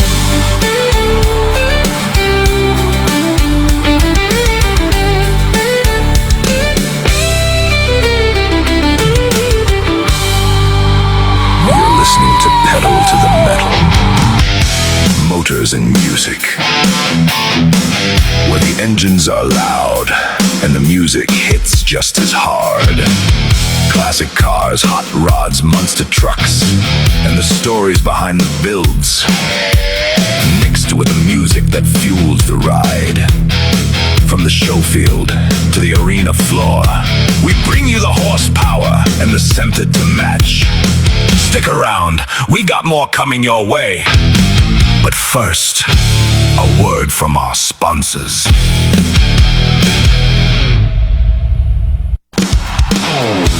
Hey, truck fans and weekend cruisers! This Saturday, fire up those rides and head on over to Trucks and Screwdrivers at the Black Eyed Pea in Castle Rock. We're talking cool trucks, great people, good vibes, and an awesome Saturday morning hangout for truck lovers from all over Colorado. Grab yourself a $5 screwdriver. Dig into some incredible breakfast burritos, and participants get free giant cinnamon rolls. Bring your buddies, shine up that truck, and come spend the morning surrounded by horsepower, chrome, and good company. Trucks and Screwdrivers, this Saturday at the Black Eyed Pea in Castle Rock. Don't miss it.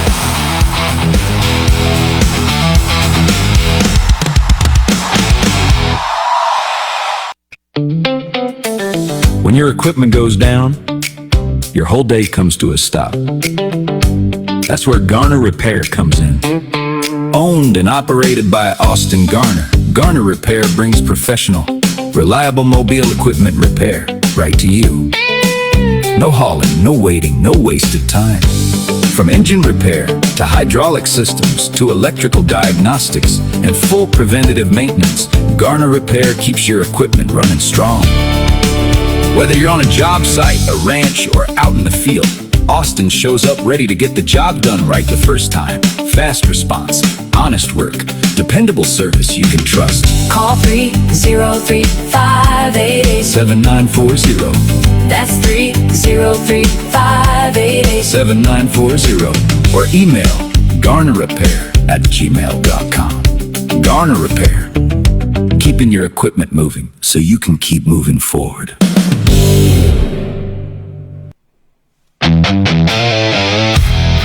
And now, we return to pedal to the metal. Motors and music. With your host, Roller.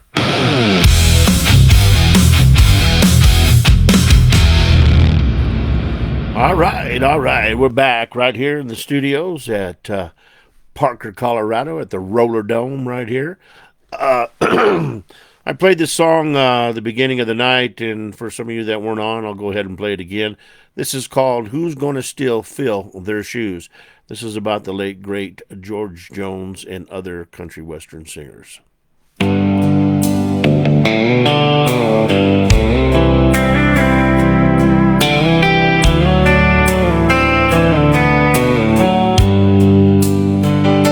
There was an old bar down on the county line, neon glowing through the haze every night.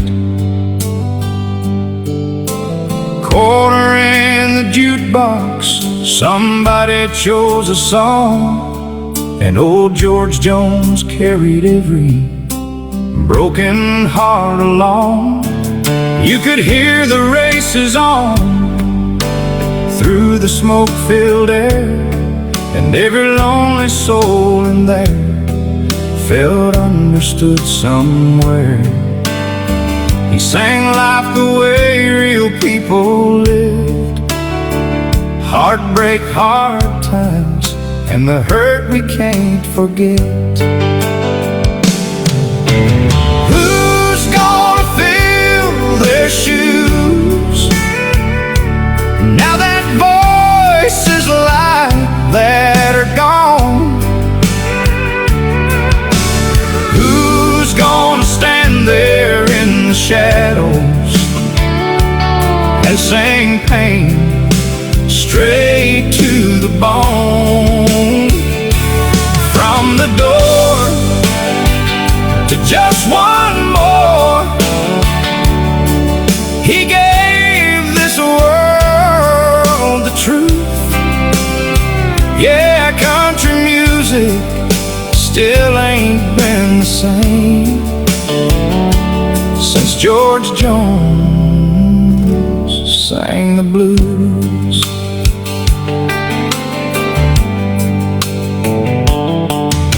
If drinking don't kill me, poured from that old machine, while strangers raise their glasses to memories in between.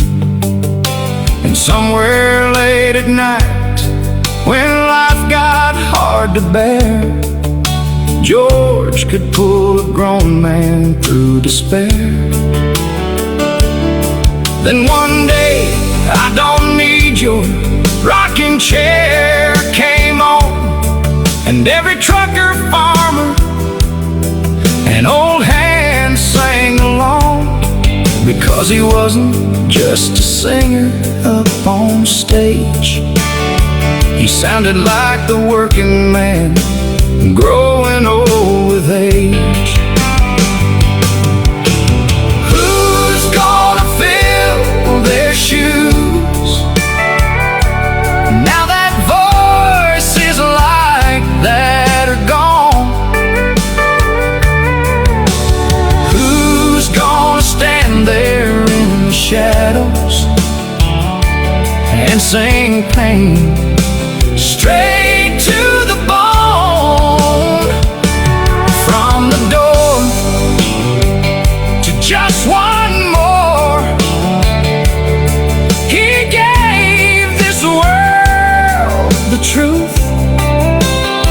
Yeah, country music still ain't been the same since George Jones sang the blues.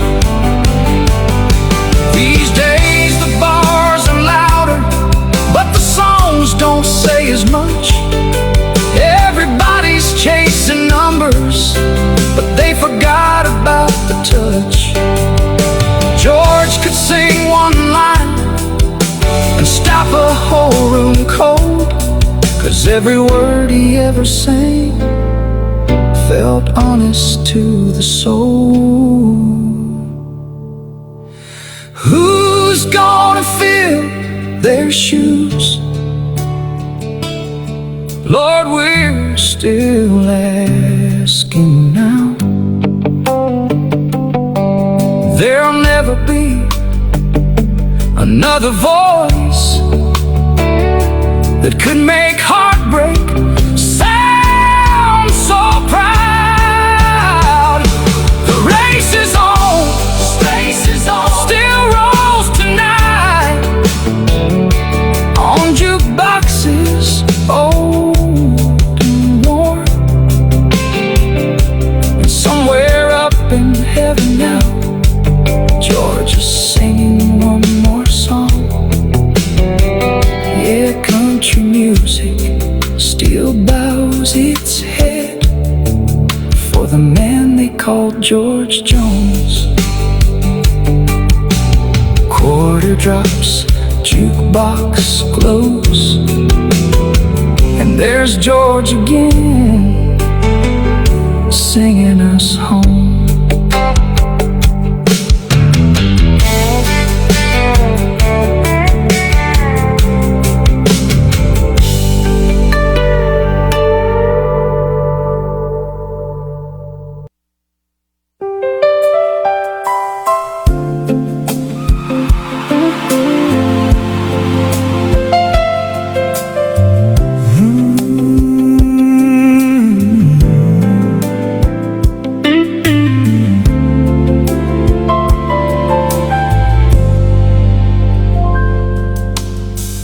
Friday night finally rolled around. Another long week wearing me down. Losing my tie in the parking lot. Told myself one or two and then I'm gone. Neon glow in an old bar stool. Low slow jazz, feeling smooth and cool. Bartender asked the usual tonight. I said yeah, just something to make things right. Didn't walk in looking for romance. Wasn't thinking love even had a chance. Then the room stopped somewhere near the door when I saw her standing there across the floor. Dark hair falling down her shoulder. Smile made the whole room softer. And right then something hit me hard, like fate slid over one more card. I came in just to wash away the week. A couple cocktails and some quiet drinking. But then you look my way, and every lonely thought just slipped away. Girl, I swear the whole world disappeared when that little smile of yours appeared. I wasn't looking for somebody new until Friday night walked in looking like you.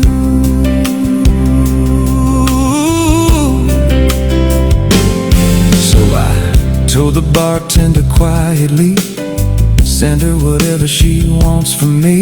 He laughed and said, man, good luck tonight. I said, that ain't really what this is like. I walked over nervous as hell, could barely hear myself thinking well. Said, look, I ain't here trying to play games or throw around some pickup lines and names. I just stopped in for a drink or two, trying to shake off these work week blues. But ever since you walked inside, girl, I can't take my eyes off of you tonight. She laughed soft and leaned back slowly, said, funny, you ain't the only. And right there underneath that light, the whole world changed on Friday night. I came in just to wash away the week.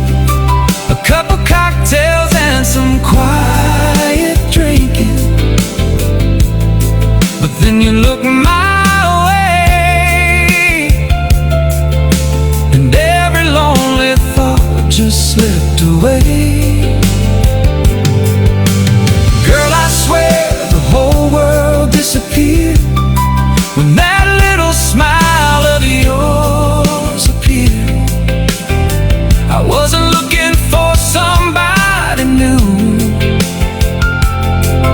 Till Friday night walked in looking like you.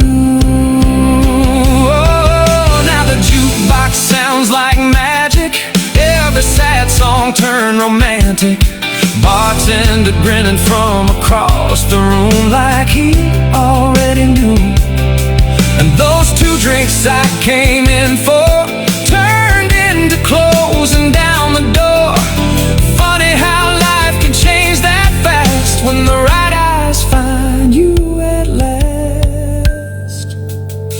I came in just to wash away the week. Now I'm hanging on every word you speak. Girl, you turn this whole night around. The minute that I sat down, now the neon glows a little brighter, and this whole world feels a little lighter. I walked in alone and blue until Friday night walked in looking like you.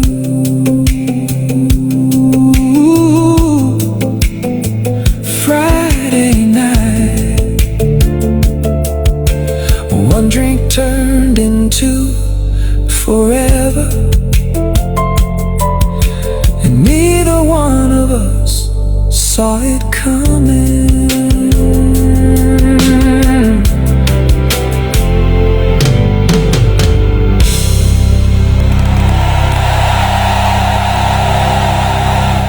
Just a little quiet drinking right here on Pedal to the Metal, Motors and Music. Well, it looks like we got time for about one more song, and then we're going to call it a night. And I got to get busy, man. I got to start calling some people to get June filled up.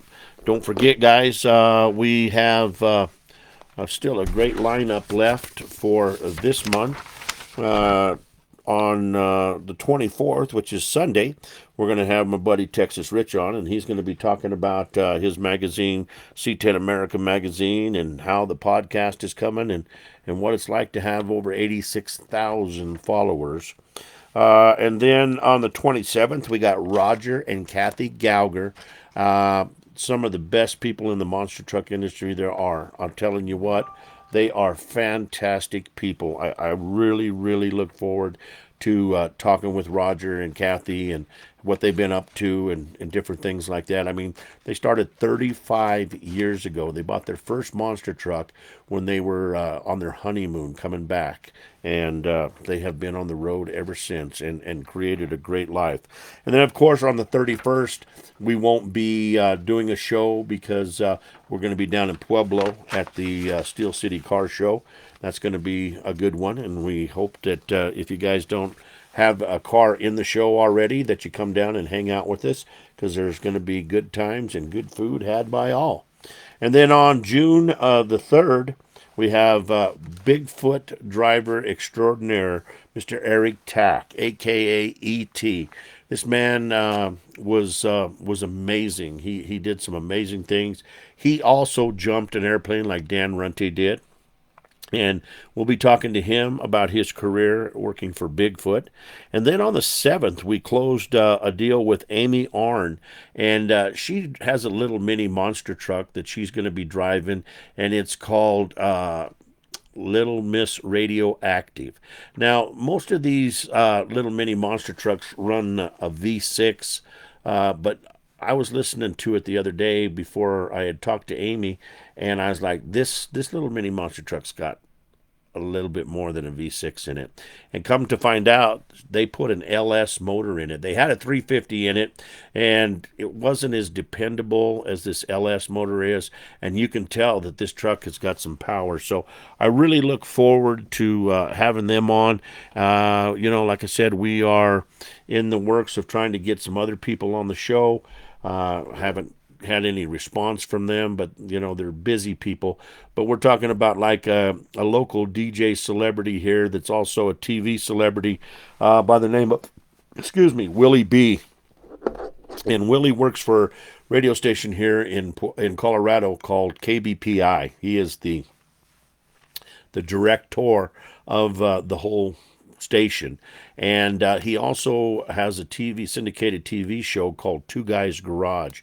And he is a car phenomenon here in Colorado. He does a deal with Cars for Christmas and stuff like that, where he donates cars to people for Christmas, and it's just an amazing deal. I think this year they did over 25 cars to people, and so we look forward to trying to get him on the show. I'm talking with a couple other people and trying to get them loaded up and get them on the show and stuff. So we're gonna fill up June just like we fill up every month, and I'm trying to bring you guys some great entertainment. So let's find out here what we've got here. What's our last song for the evening? Let's go here.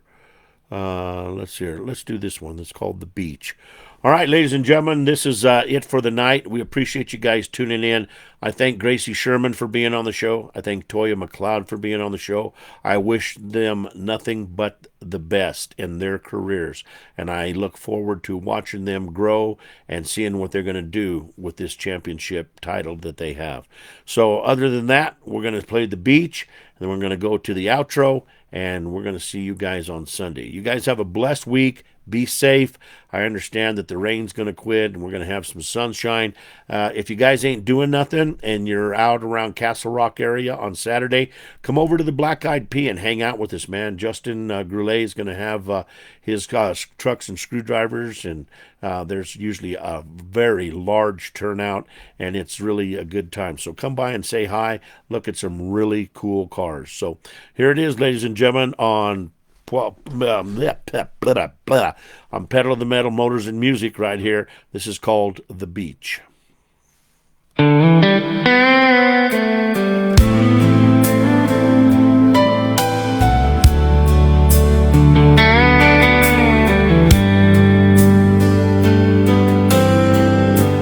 drove back down that old highway to the shoreline where we used to go. Same sea old swaying in the breeze, same old salt air blowing through the trees. The waves still crash like they always did, but tonight this place feels different.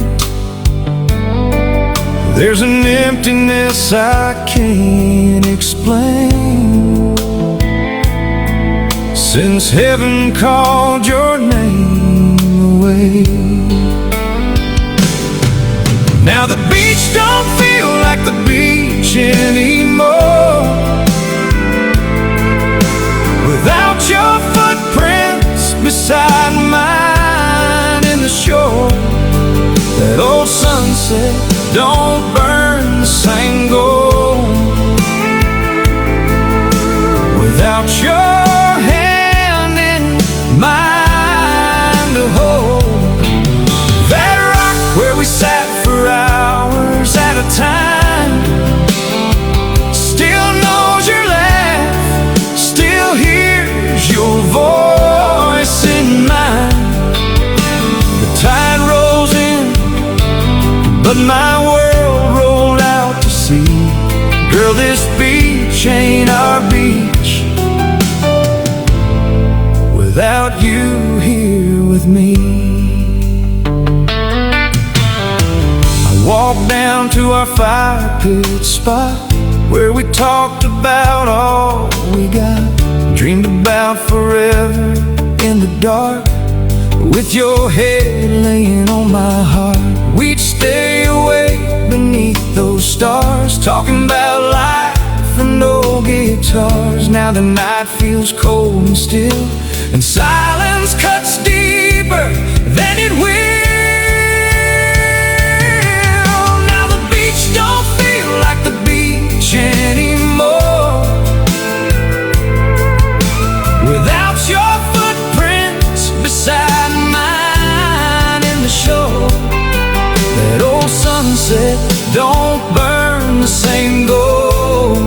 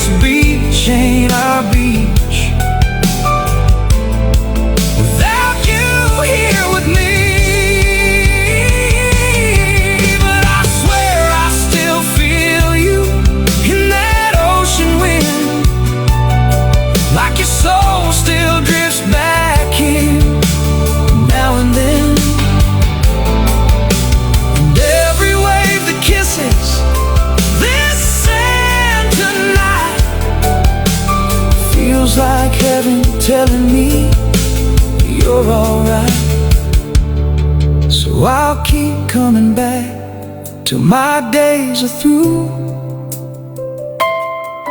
to the place that still belongs to me and you. 'Cause love like ours don't disappear with time. It just lives somewhere beyond this life. Now the beach don't feel like the beach anymore, but I still see your shadow walking that shore.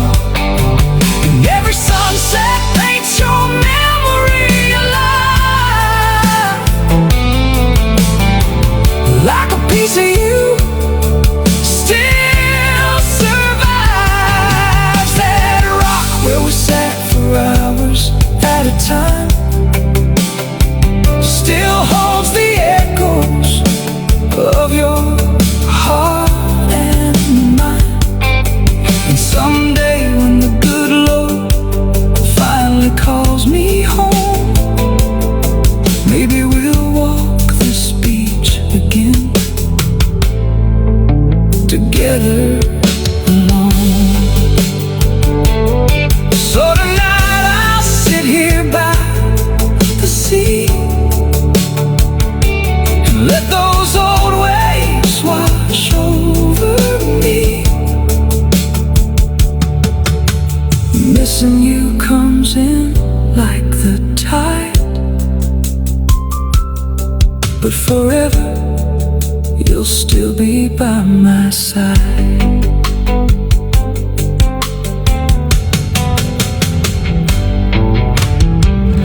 All right, everyone, that's going to wrap it up for this episode of Pedal to the Metal.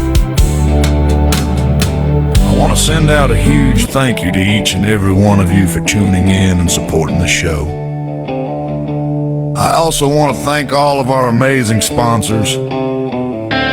You're the ones that help keep the wheels turning, and we truly appreciate you. Be sure to join us every Wednesday and Sunday. We kick things off with music at 6 p.m. each night, and the full show starts at 7 p.m. Mountain Standard Time. Until next time, keep the pedal down, heads high, and we'll see you at the next show.